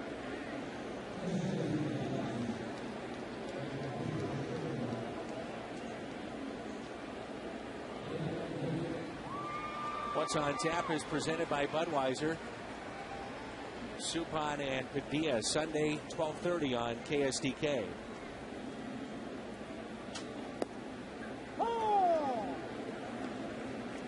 Pride of Sikeston, Missouri is at the plate now.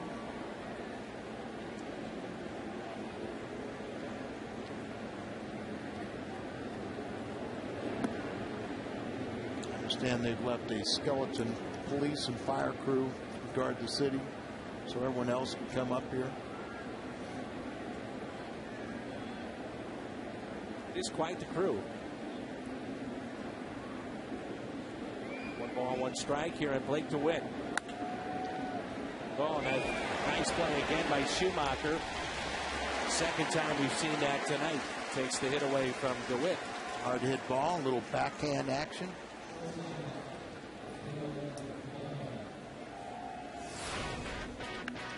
This was a tremendous play right there, scaling up there. Both sides have had some good plays. When he takes the base hit away, there's a real nice play by Schumacher.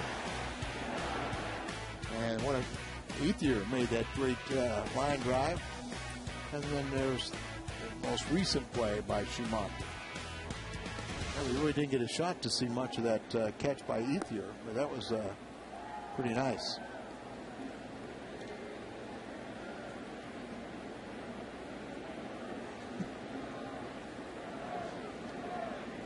Steve Lyons is here tonight. That is hammered.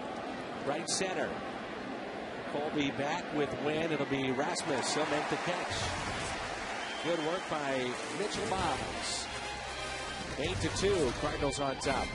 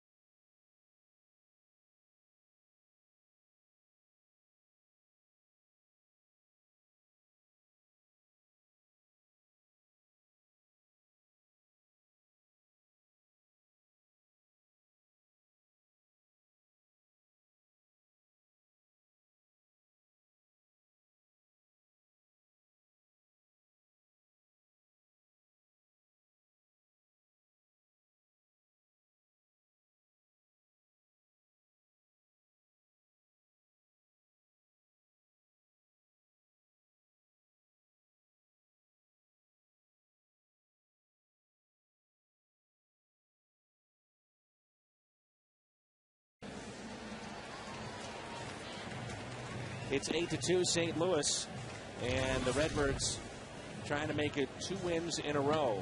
And the answer to our text poll. Smith works right to right down the line. It may go.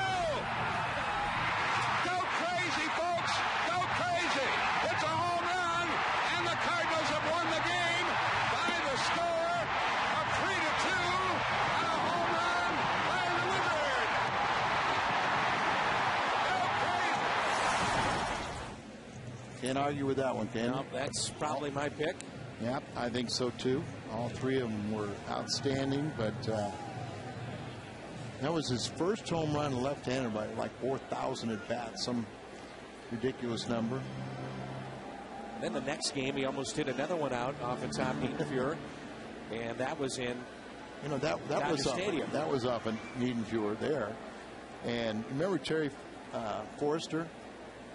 Terry, had a very, very good career with several clubs, but he gave up a very famous home run the last day of the season in 1982, which allowed the Atlanta Braves to win the Western Division and challenge the Cardinals for the National League Championship season. So liner into center. By the way, Montesterios is the new pitcher, pitched against the Cardinals the previous series in Los Angeles. Yeah, and Forrester gave up that home run and became the most hated man in all of Dodger history, lore, because it knocked them out of the pennant race in '82 and allowed Atlanta to slip in. Well, when Niedenfuhr gave up the home run to Jack Clark, I think it was that one. Niedenfuhr called, or Forrester called him up and said, "Oh, don't worry about it. I'm still the most hated pitcher in history." But when Niedenfuhr gave up the home run to Ozzie Smith, he called him up and said, "You just passed me." 2 famous home runs, undoubtedly, when you think about that series and recent memory for the Cardinals. 2 of the greatest plays in the franchise's history. And then there's a little follow-up as when Niedenfuhr was released by the Dodgers. His wife, who was a movie star, called up Whitey Herzog and said, Tom's been released from the Dodgers. He's been released by the Dodgers. Do you think the Cardinals would have any interest in him? And Whitey said, "Sure, we'll sign him." Whitey told me, he goes, "For everything he's done for the Cardinals, we owe it to him." Here's Colby, and it's a count of 2 balls and 1 strike. Rasmus with an RBI single. Runs scored here tonight.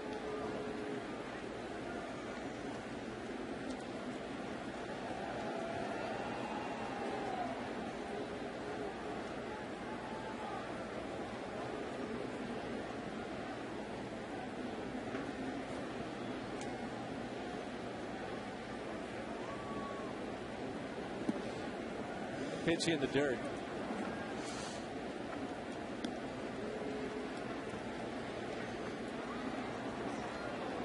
Three and 2 with 1 out.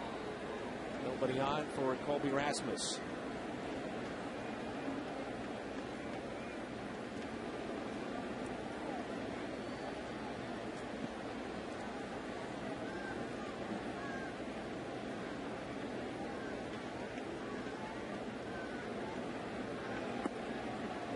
And he draws a walk here in the bottom of the 6th. Montesterios, the way that he pitched earlier this season against the Cardinals. Now coming out of their bullpen, and they'll get Albert Pujols. He's had a problem with blisters on his index finger, his pitching hand, and it doesn't sound like it's such a big deal, but for a pitcher, it really is a serious injury. And the friction of the tips of your fingers on the seams of a baseball, and you'll develop blisters. And a little simple thing like that, but it'll keep you from being an effective pitcher. Pitchers usually have an ability to develop a little callus on the end of their fingertips just to avoid toughening that area up so they do not develop blisters. 1-0 pitch. knuckleballers have the tendency to split their nails as they dig into the baseball, and their nails will crack. See if Pujols can't launch number 22 in this at bat. Pops it up. Pitching him inside. They jam him again. 2 outs. Someone's going to pay for those very effective pitches, and not accustomed to seeing Albert being handled that way. Holiday got 1 for 1, a pair of walks.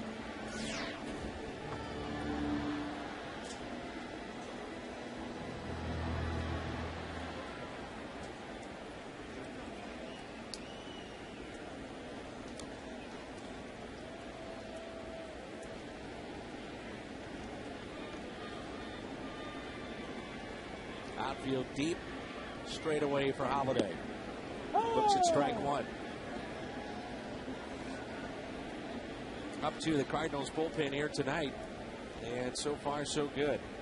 2 2/3 combined by McClellan and Boggs. Cincinnati held on. They won 3-2 over Colorado. Strasburg had to have a good game as they won 4-0. Ball just shoots off his bat. Holiday on base again, and that's the 4th time tonight. 2 walks, 2 singles.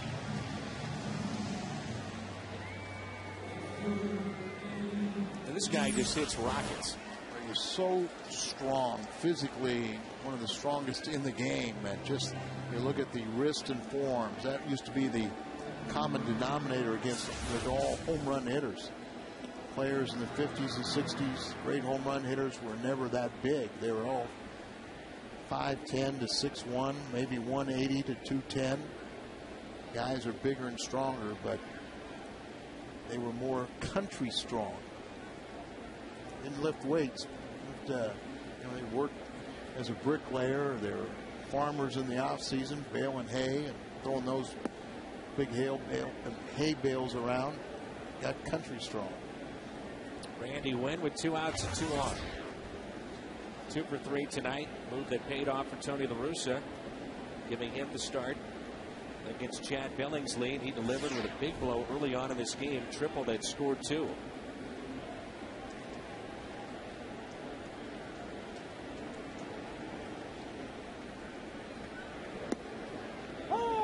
So the Cardinals, as we speak, they're in this ball game right now with the Reds winning, are 1 game back of Cincinnati. Could be a half game out before the night is through. President Volquez making his 2010 debut tomorrow. Yep, this weekend against the Rockies. Former All-Star coming off the disabled list, recovering from Tommy John surgery, and doing so in less than a year. NL Central right now, game back the Cardinals. Chicago 9 out. Milwaukee, Houston, Pittsburgh. So the only 2 teams above the 500 mark, Cincinnati and St. Louis. Milwaukee should win tonight. They lead Atlanta 9-3 in the bottom of the 8th. 2-1 pitch to Randy Wynn. Catches the corner, 2-2.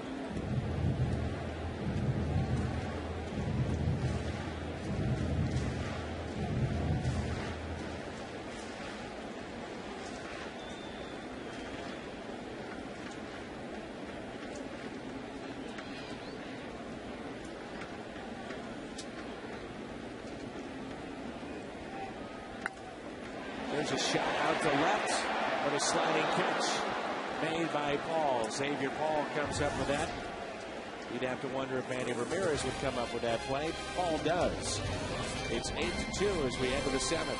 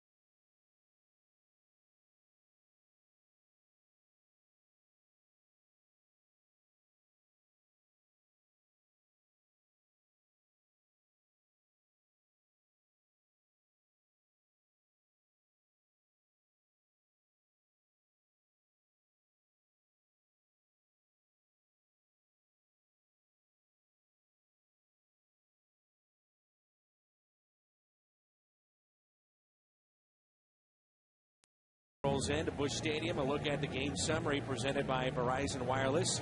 Molina 2 for 3 with a 2-run homer, 4 RBIs tonight. Chad Billingsley, the starter for the Dodgers, 4 innings, 10 hits. And the bullpen of the Cardinals has been effective so far. Mitchell Boggs and Kyle McClellan, 2 2/3 in relief of Jaime Garcia, who threw 82 pitches tonight.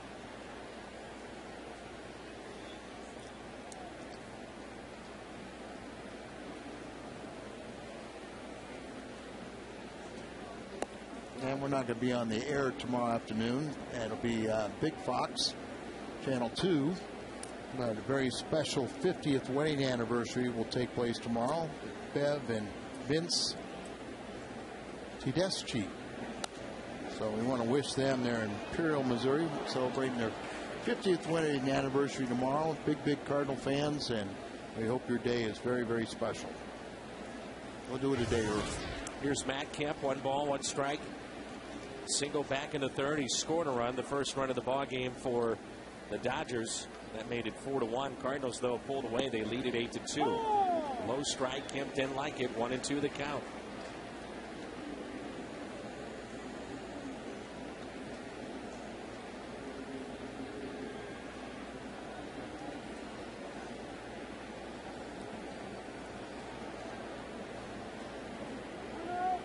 Time is called by Kemp.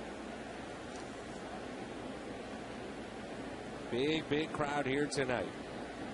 I've enjoyed the first 2 games after the All-Star break. If you're a Cardinal fan, quite a few Dodger fans in town. Remember, good seats still available for tomorrow. Family Sunday on this Sunday's game against the Dodgers. And then on Monday, it's an early start, 6:05. Early start time. Also, Ice Mountain Autograph Night coming up on Wednesday against the Phillies. Thinking about a series to come to, you might want to look at that one. Defending champions of the National League. Kids tickets start at just $7. This is slicing towards the gap. Wynn won't get it. Cuts it off before it gets to the wall and makes a good play in that regard. And it's a leadoff double for Matt Kemp. Submit a photo of you and your best catch to Bass Pro Shops located in St. Charles, Missouri. Your chance to win 4 tickets to the Cardinals camp out on Friday, August 27th. And for more information, visit cardinals.com/campout. That'll be it for Boggs. As Tony's gone to the bullpen, he'll bring in Trevor Miller. And we talked about much rested bullpen, so you're going to get these guys out there and sharpen them up. You need Dick Franklin in this game also.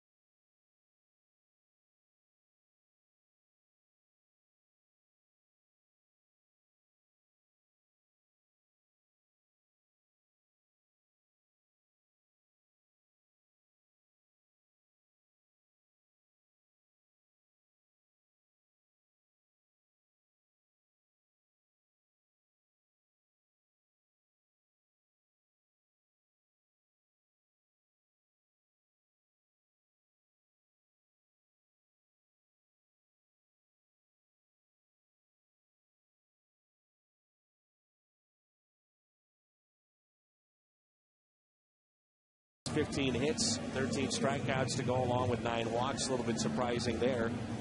But first batter efficiency, 77% in opponents, Al, only hitting .214 against him. He's done a nice job and been very good at not allowing inherited runners to score. He is stranded, inherited 23 prior to tonight, and only 5 have scored. That's going to be Hawksworth, I think, on Monday now. The Supine will go Sunday.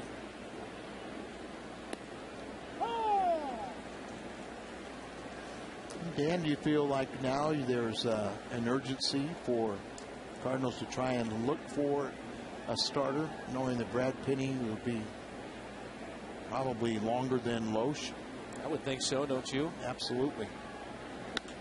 I think you've got to like what you've seen from Hawksworth to an extent, but you're still trying to see if he can feel his way through what's going on with him and the transition from the bullpen. And you know that Mo and his lieutenants are out searching, but I don't think it's in a situation where you have to just pick up a body. It has to be the right one at the right price. And a lot of times when Mo makes deals, he'll look for not only to finish up this year, but to see if a guy fits in your future plans also. Al, I know that you'd be surprised to hear this. We didn't think on July 16th, at least, of this year, we'd be talking about the San Diego Padres being buyers instead of sellers, and they're saying not only do we want to add a pitcher, but we want to add a bat. Well, the talk was all winter that Heath Bell and Gonzalez, Adrian Gonzalez, would be traded at the deadline, but those two and the team said we're going to be we're going to be in contention, so we're going to be buyers, and that's really what's happened. They've done it with their pitching, and it's hold up, but like you said, there's really not a great offensive team, but there's a lot of good pitching in that Western Division. They are 51-37. San Diego at the start of play tonight. They've got a key series with Colorado. You were talking about how players, they are always looking at the scoreboard, and this is the time as a fan, as players, GMs, you start looking at the wild card race too. Do you have that chance to maybe sneak in as the wild card? And we've seen wild card winners, you don't want to face them come postseason play. Cardinals a game back in that regard as well. That's why these games are so important here. We talked about how this 8-game homestand was going to be telling, as Cardinals facing 2 of the better teams in the National League.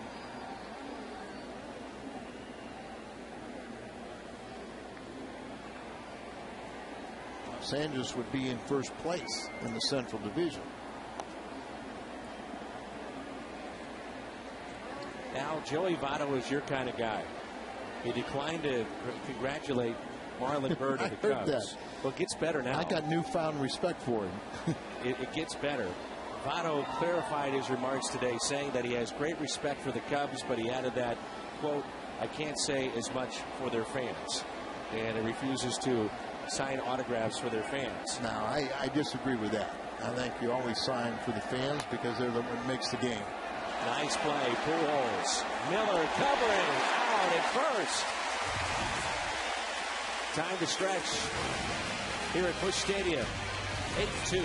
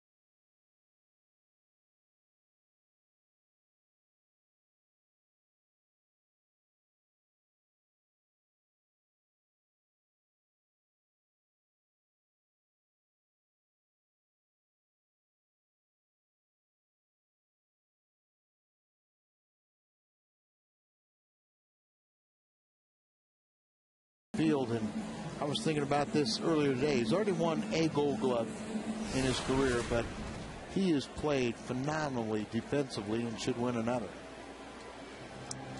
Mike Angel, or do you think it's Mike Angel? He's our merchandise winner in the Hyundai Long Drive Inning Sweepstakes. Good luck to Mike Angel. If you'd like to register, visit a St. Louis area Hyundai dealer. Yachty pops it up.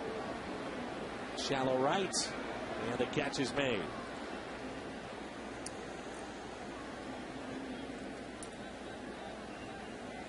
Monasteros with the first out here in the 7th inning and his 2nd inning of work. Here tracks this ball down. Long run. Holds on to it.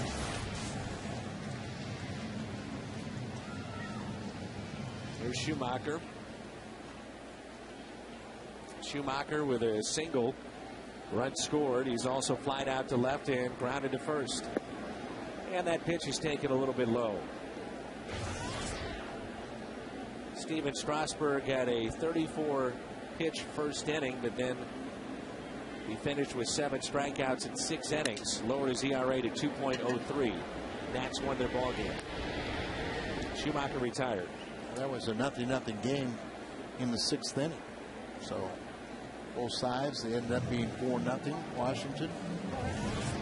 Strasburg now 4-2. 2 base runners in each of the first 3 innings, but able to escape.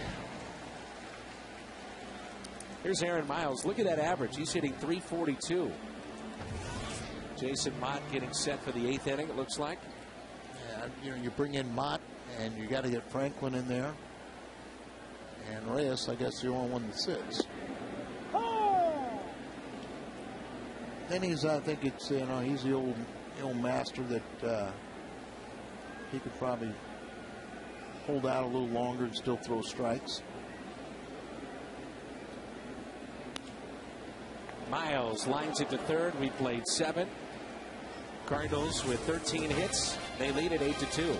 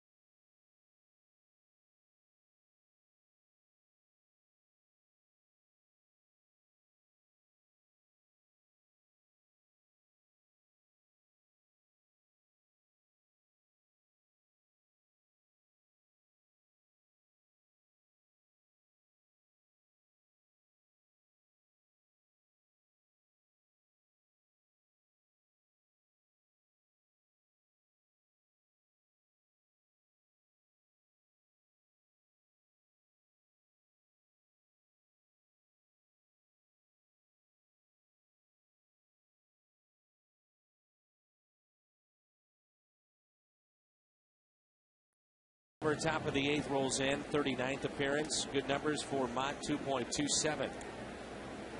The ERA, 35+ innings. Talking about this team trying to get healthier. That means Ryan Ludwig in right field. And this is from earlier today. Working with the training staff of the Cardinals.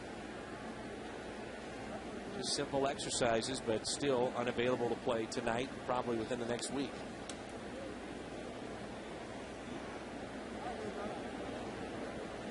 Getting closer, he told me that he's drastically improving, but they're going to be very cautious and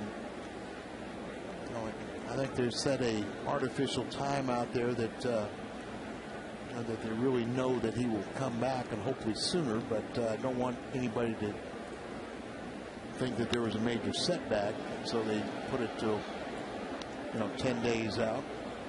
Mott is hopping around on that mound. Crowd tonight 44,074. 44074. Another sold out crowd here tonight. Cardinals are averaging just under 40,000 per game. Something that I think we should point out if you're looking to come to the ballpark too, the MasterCard Grand Slam ticket pack, which is available for any game weeknight throughout the remainder of the season. So Phillies upcoming.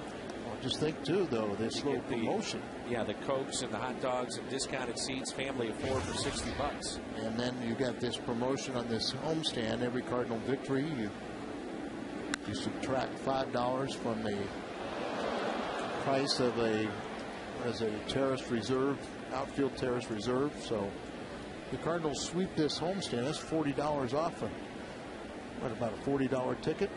And it's available for 7 of the 8. So $35. Okay, $35 ticket, right? Maybe it's a $35 ticket, right? Correct. So, and you might be coming to ball games free, and that's for any Monday through Thursday game in August, correct? That's right. I listen to your promos, Dan. There you go. I'm looking forward to next week to finding out what's happened with the Phillies. Because when we saw them, they were clicking. They were by far the best team we saw, and we felt that as good as the Cardinal offense is, that they were better, and they are really struggling to score runs. It just doesn't make sense with the firepower they have. Utley's out. Rollins has been in and out of the lineup, but Banez hasn't been the same as a year ago. Same. Worth is in the final year of his contract. He's a big part of that mix that a lot of people don't think about all the time. Halladay, his record isn't as good as it should be because he's gotten hasn't got much run support. There's the 0-2 pitch to Martin. Fouled back.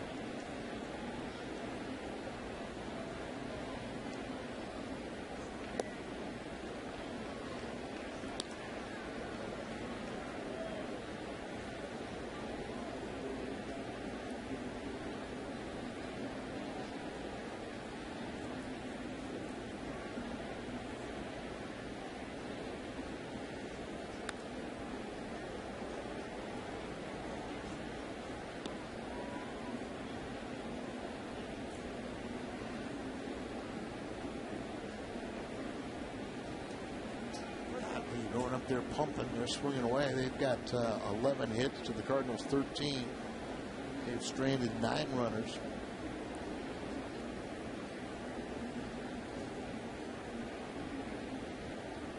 One-two pitch took something off it.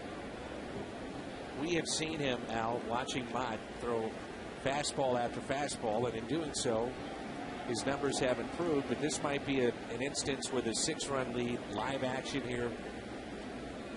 Not to say you're treating it as a spring training game, but you can work on some things. You're exactly right. You do have the leeway to where you can work on some secondary pitches. But that's the best one right there when it's 98 on the black. Absolutely, and it comes right after an off-speed pitch. So now it looks like it's 110. And then you say great location, chasing fastballs up in the zone, which are real difficult to catch up to, and takes a pitcher's pitch on the block. And Carroll's had a nice night. You know, I mentioned the mannerisms of Mitchell Boggs earlier. How about the mannerisms of Mott? Just looks like a guy that's more confident out there as this season goes along.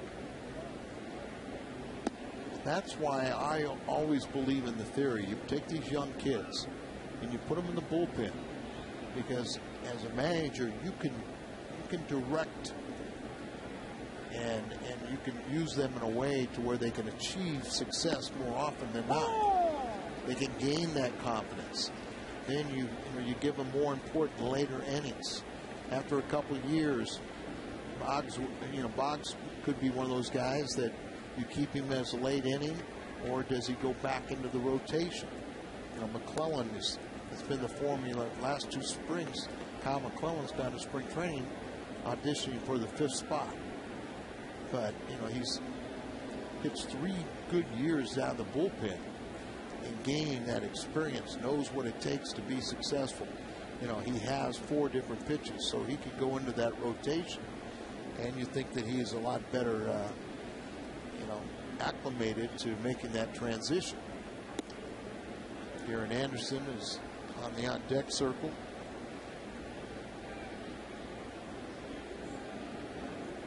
As you said, this would be a good time for Mott maybe to throw a breaking ball and get somebody to roll over on it and get a little double play ball.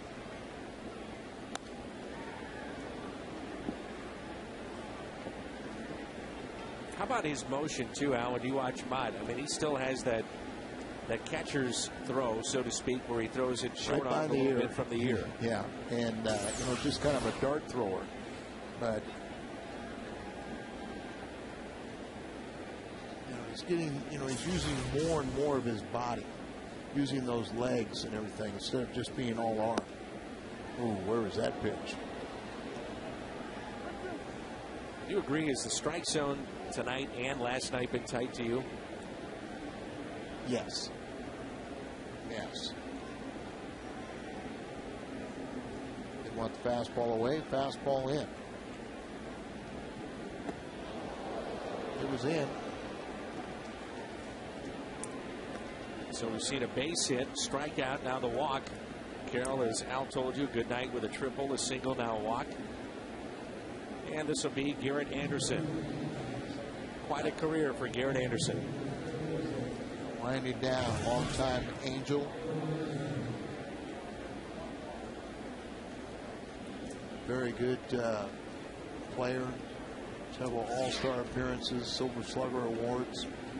Big RBI man throughout his career.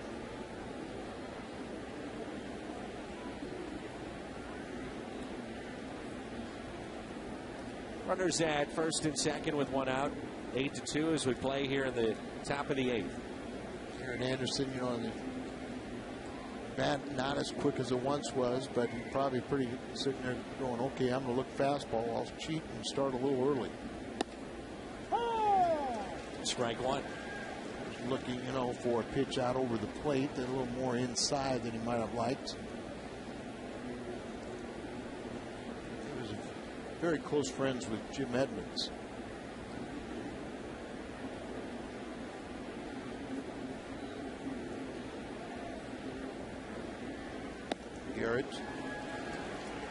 Garrett, Jim Edmonds, and Mark McGuire all live in the same development. I was going to say same mountain in Southern California. Anderson this year, a couple of home runs, 11 RBIs, and he's hitting 178. Limited duty.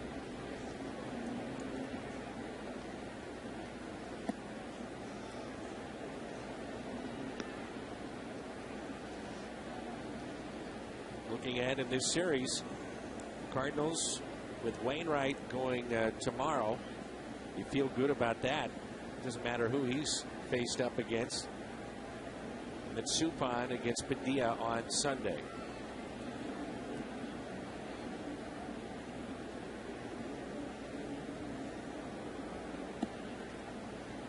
An off-speed pitch right there that one, he's trying to throw his fastball too hard, and then he tries to, now they're trying to get him to go with an off-speed pitch, and like a changeup, but it's hard to tell just because he's all over the place. 2-2 to Anderson.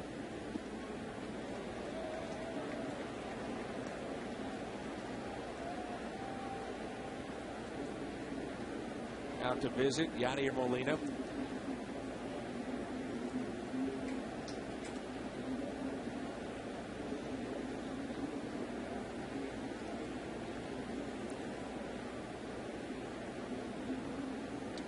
all the players, back on their heels right now, and just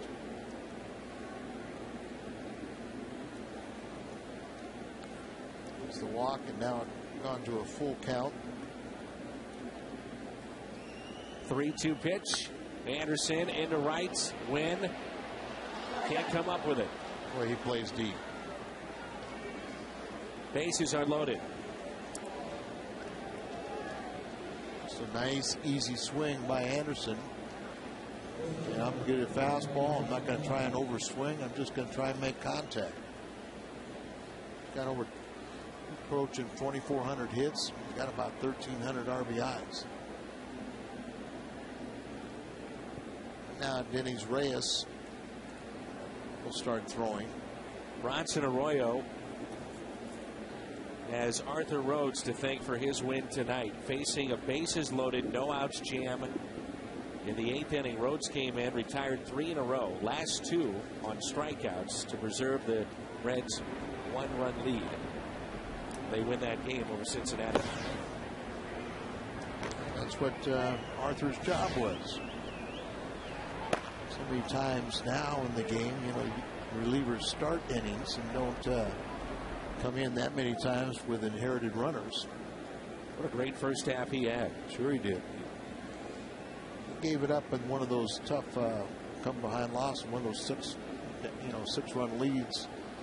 Gave it up a little bit, but still a great first half for a 40-year-old. Here's Furcal with the bases loaded. One swing of the bat and Dodgers right back in the game. And now Franklin has gotten up with Reyes, so Franklin, both of those guys need some work, but you were hoping that it would just be an uneventful 8th inning here for Mott. 0-2. Rafael Furcal tonight. Single, ground out, and he was robbed in the play of the night defensively by Skip Schumacher. Another single in the 4th, and then a fly out in the 6th. He doesn't have enough at bats to qualify for the batting title.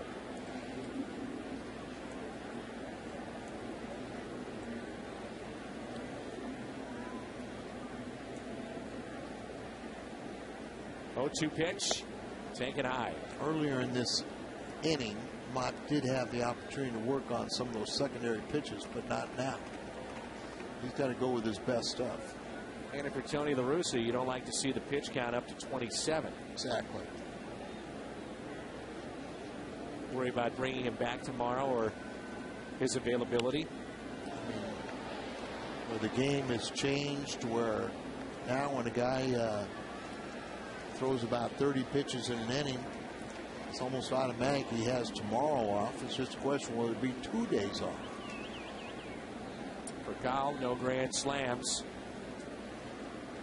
That was something that you go to a pitching coach and say, well, I threw 30 pitches. Do I get 2 days off? And they go, what?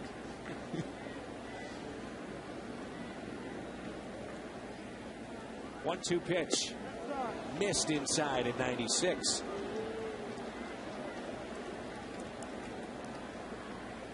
Call has 6 home runs, but Wynn plays extremely deep. There's a lot of base hits in front of him. 2-2 pitch.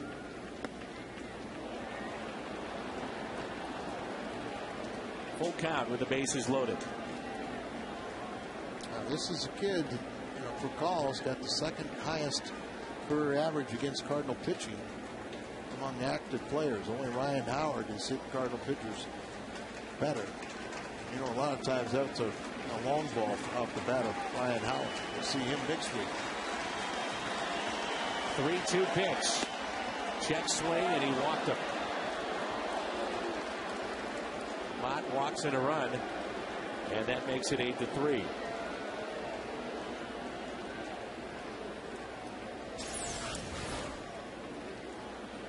Ball up and away, and Kyle lays off it for his 36 RBI. And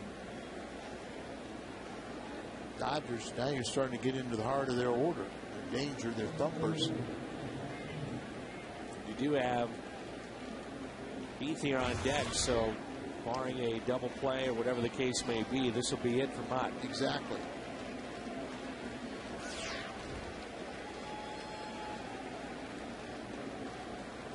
See Molina there trying to have him close up with that front shoulder.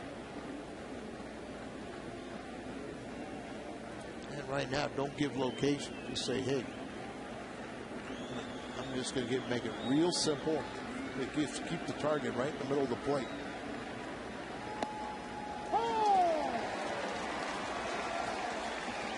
What was that? Guy going up there after a couple walks and he takes a pitch? Don't see that often anymore, do you? Not much.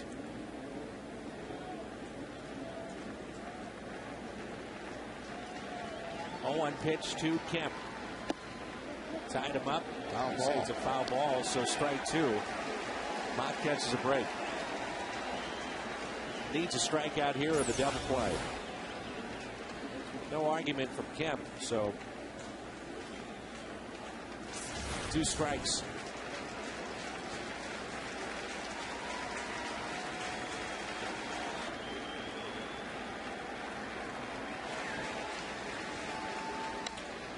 In the air to center. Rasmus makes the catch. Throw comes in, cut out by Pujols. Run scores. That's Jamie Carroll. RBI for Matt Kemp. Number 52, and Tony La Russa will go to the bullpen. That's the only good thing for Tony is he's getting an opportunity to get all his relievers in, pressing them up a little bit. I did not want to see Mott have this type of rough outing.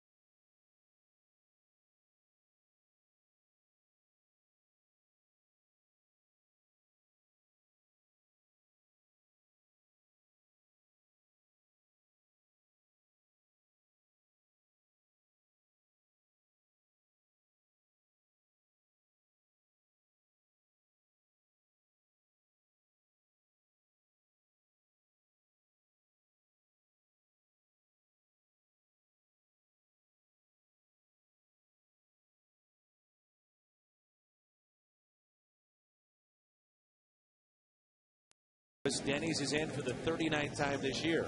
He hasn't pitched since the 8th of July. So obviously he needs this little bit of work. You can throw in the bullpen. You know, people just say, oh, you get your work in the bullpen. It's not the same. You don't have the same adrenaline. Your competitive juices aren't challenged. And you kind of come into these situations and just face competitive hitters. You know, and with the game now is coming close to being right on the line. Andre Ethier. Couple of singles and a fly out tonight. That won't help. Base hit could score 2 to make it 8-6. Wild pitch charge to the lefty Reyes. That's part of that's the byproduct of not pitching for 10 days, 9 days. Come out there and now you kind of come in there. Had to backhand that. Molina got by him. Now a base hit. Makes this game very interesting. Franklin will be coming in. 2 balls and no strikes. This crowd of 44,000 plus starting to get a little bit restless.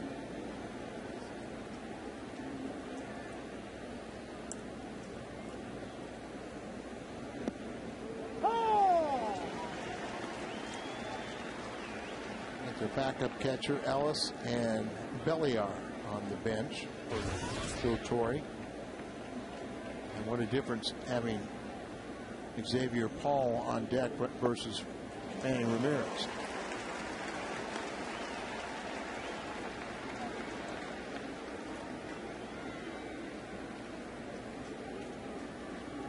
Reyes was almost unhittable in April and May, and then June came around and he had some problems. And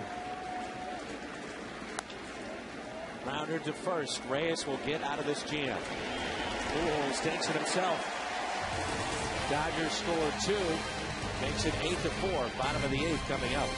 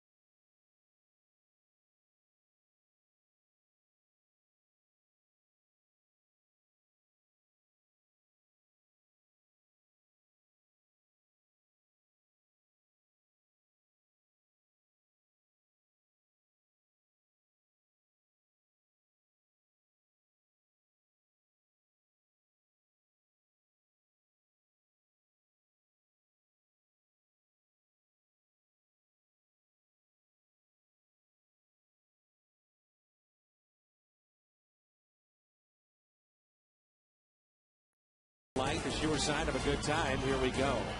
By the Mitsubishi Lancer. And by Bank of America. Cardinals banking only at Bank of America. Downtown St. Louis. Another warm night for baseball. Cardinals with an 8-4 lead as we head to the bottom of the 8th. Ellis takes over behind the plates. And a new pitcher, Link, is on the mound. We saw him out in game 1. And John Link. No record. He's only pitching in his 6th game. He was acquired from the White Sox in exchange for Juan Pierre last December. He started the season with Albuquerque. He was 2-1, 4 saves, ERA under 4.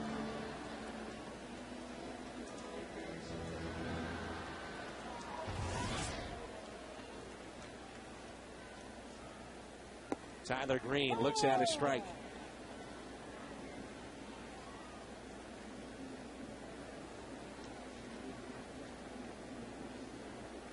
Big night for Yadier Molina. Green taking a peek down at third. 0-1 pitch. Rips it into left for a base hit. 2-hit night for Tyler. Making it tough for Brendan Ryan to get back there. But a breaking ball, and these two probably faced each other at some point earlier in the season at AAA. Stays right down on that pitch. Tell that 20 pounds of muscle he put on has really helped him both psychologically and fundamentally as a hitter. Remember when he first got recalled a couple of weeks ago, he put one at 407 feet just to the left of Big Mac Land. Yeah, that kind of caught your attention. It really did. He hit 15 home runs last year at AAA, but we had never seen him hit a ball like that. Here's Felipe Lopez. Link is 27. He's had no prior major league experience prior to this year. 6 foot, 207. Runner goes and foul. Tyler Green last year led all Cardinal minor leaguers with 31 steals.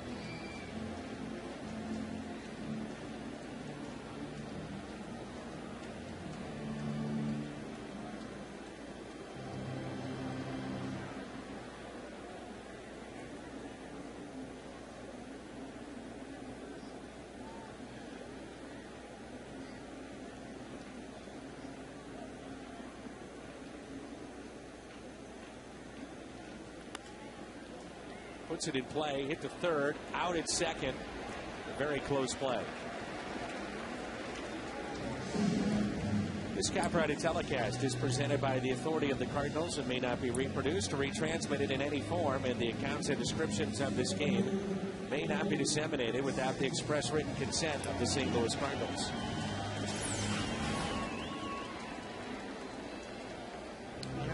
As a third baseman, you at times like that, it wasn't a real hard hit ball.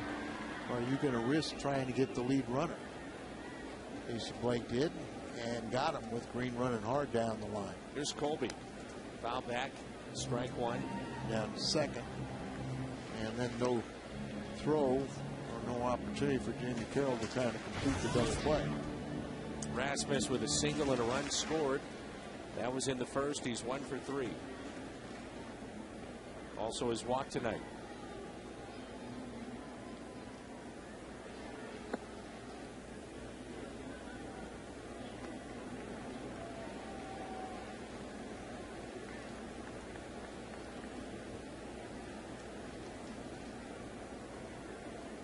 One ball, one strike on Colby.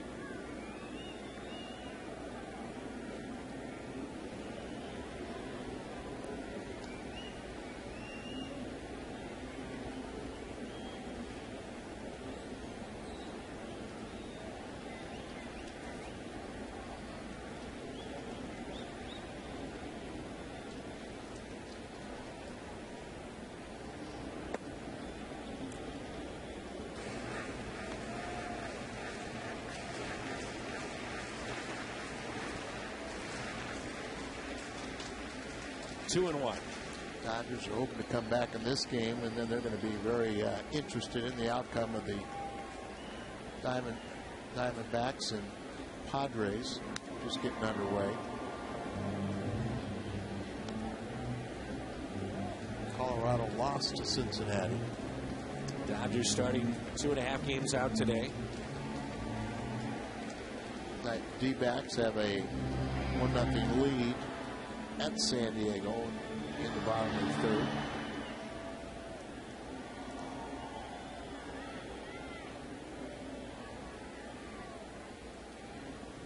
Two pitch. Got him.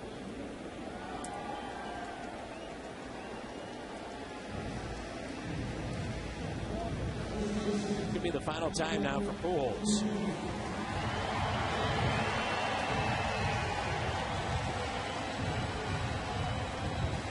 1 for 4, but a guy like Albert, this is where he'll turn that game away after a couple of frustrating at-bats. The last two where he got jammed.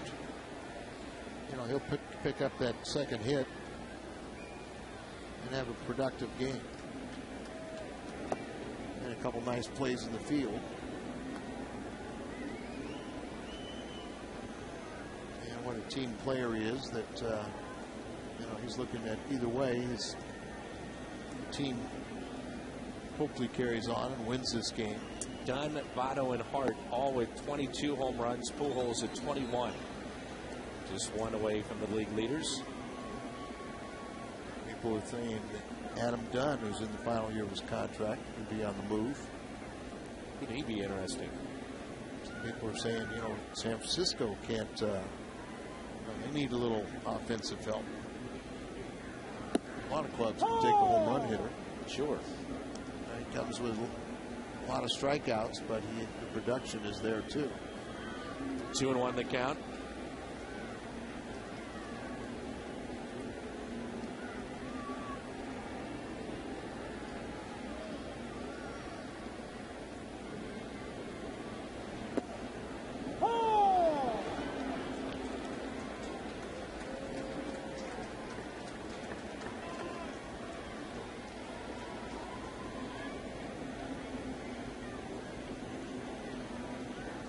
2 balls, 2 strikes, 2 outs and a runner at first.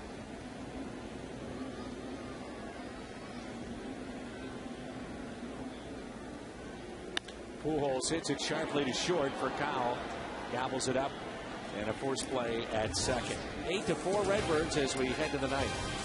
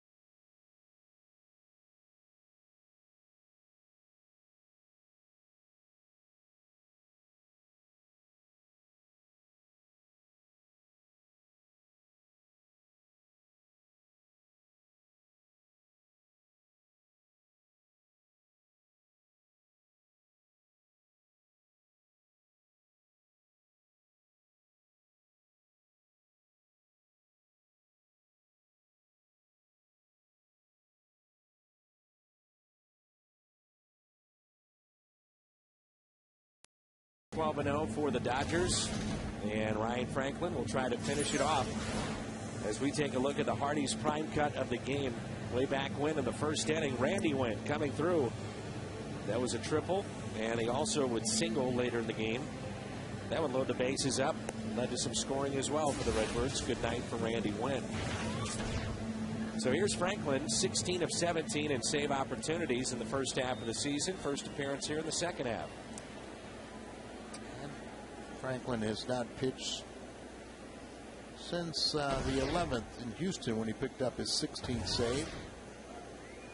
He's the club's oldest player at 37.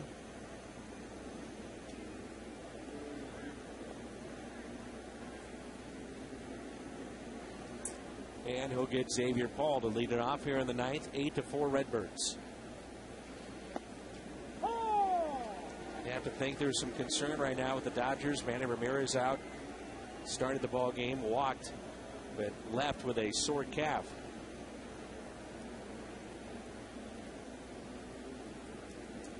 Oh, 1 pitch. Quickly, no balls and 2 strikes. And I don't know about you, but I mean, this Dodger ball club that is in the middle of the pennant race really hasn't seemed like it has that look of an aggressive team or a team that is ready to play yet.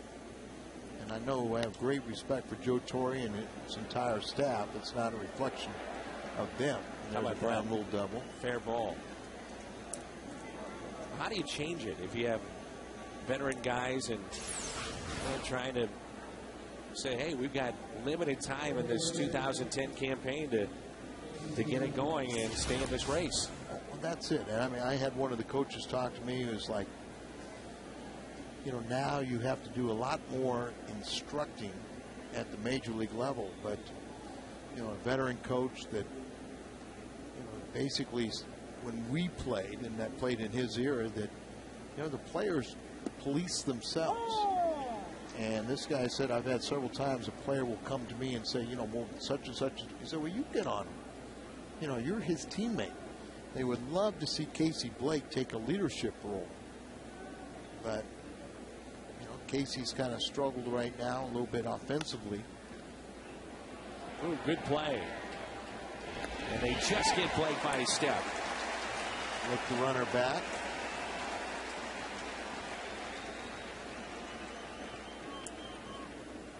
Let's turn to our player of the game.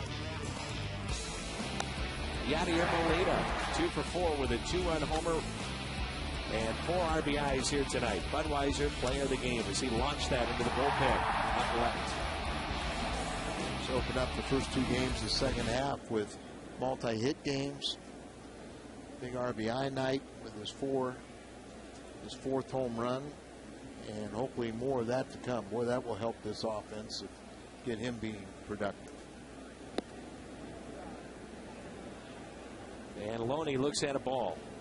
You know, you look at the Dodgers, and you'll talk to people that say that, you know, yeah, maybe they're averaging a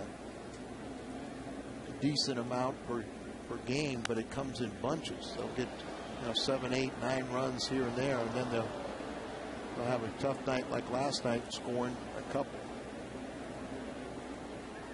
And trying to have a little more balance. They may be looking to acquire starting rotation help, but with the problems that their ownership is going through right now, it's kind of very unsettling from the top on down. They have an excellent manager that's very patient. 1-2. In the old days, Dan, you know, Red Cheney's put down a lineup, and then he had the luxury of having Joe Torre and Bob Gibson and Lou Brock, McCarver, you know, guys like that would police the teammates. And you may be able to fool the fans, fool the coaches and player and manager, but you can't fool your teammates. And there's another pitch very close that doesn't go. So was the first pitch. Jeez. Right on the black. I mean, those are.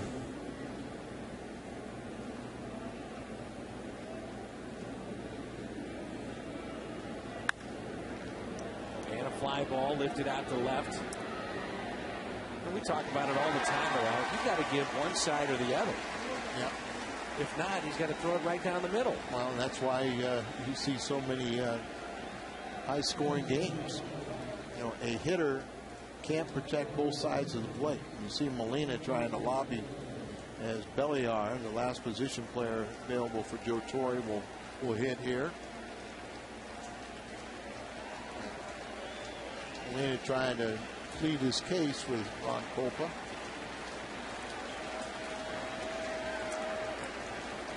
We're at second and 2 outs.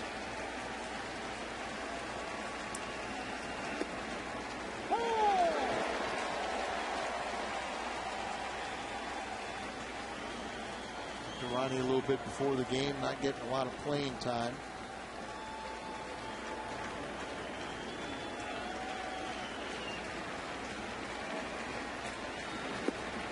Check swing we saw repeatedly last night.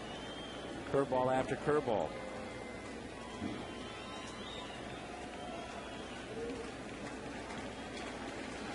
Batting .220, but he still can do some damage when he wants to. Here's a 1-1 pitch to Belliard. Out of play. 1-2.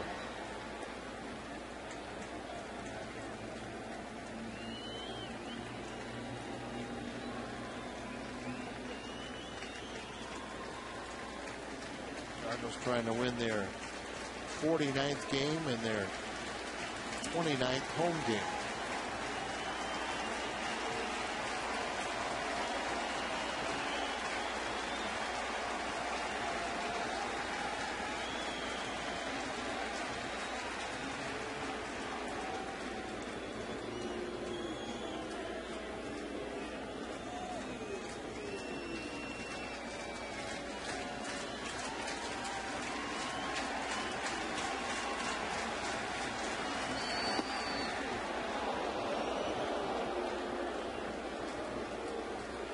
Wanted to end it on that one.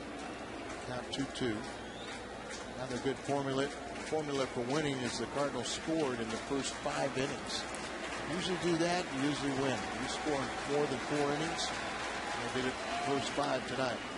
Stays 2-2.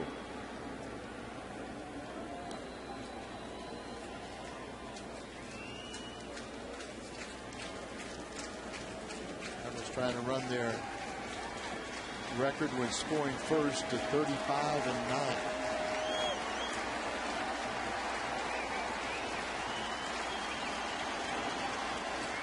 2-2 coming up to Belliard.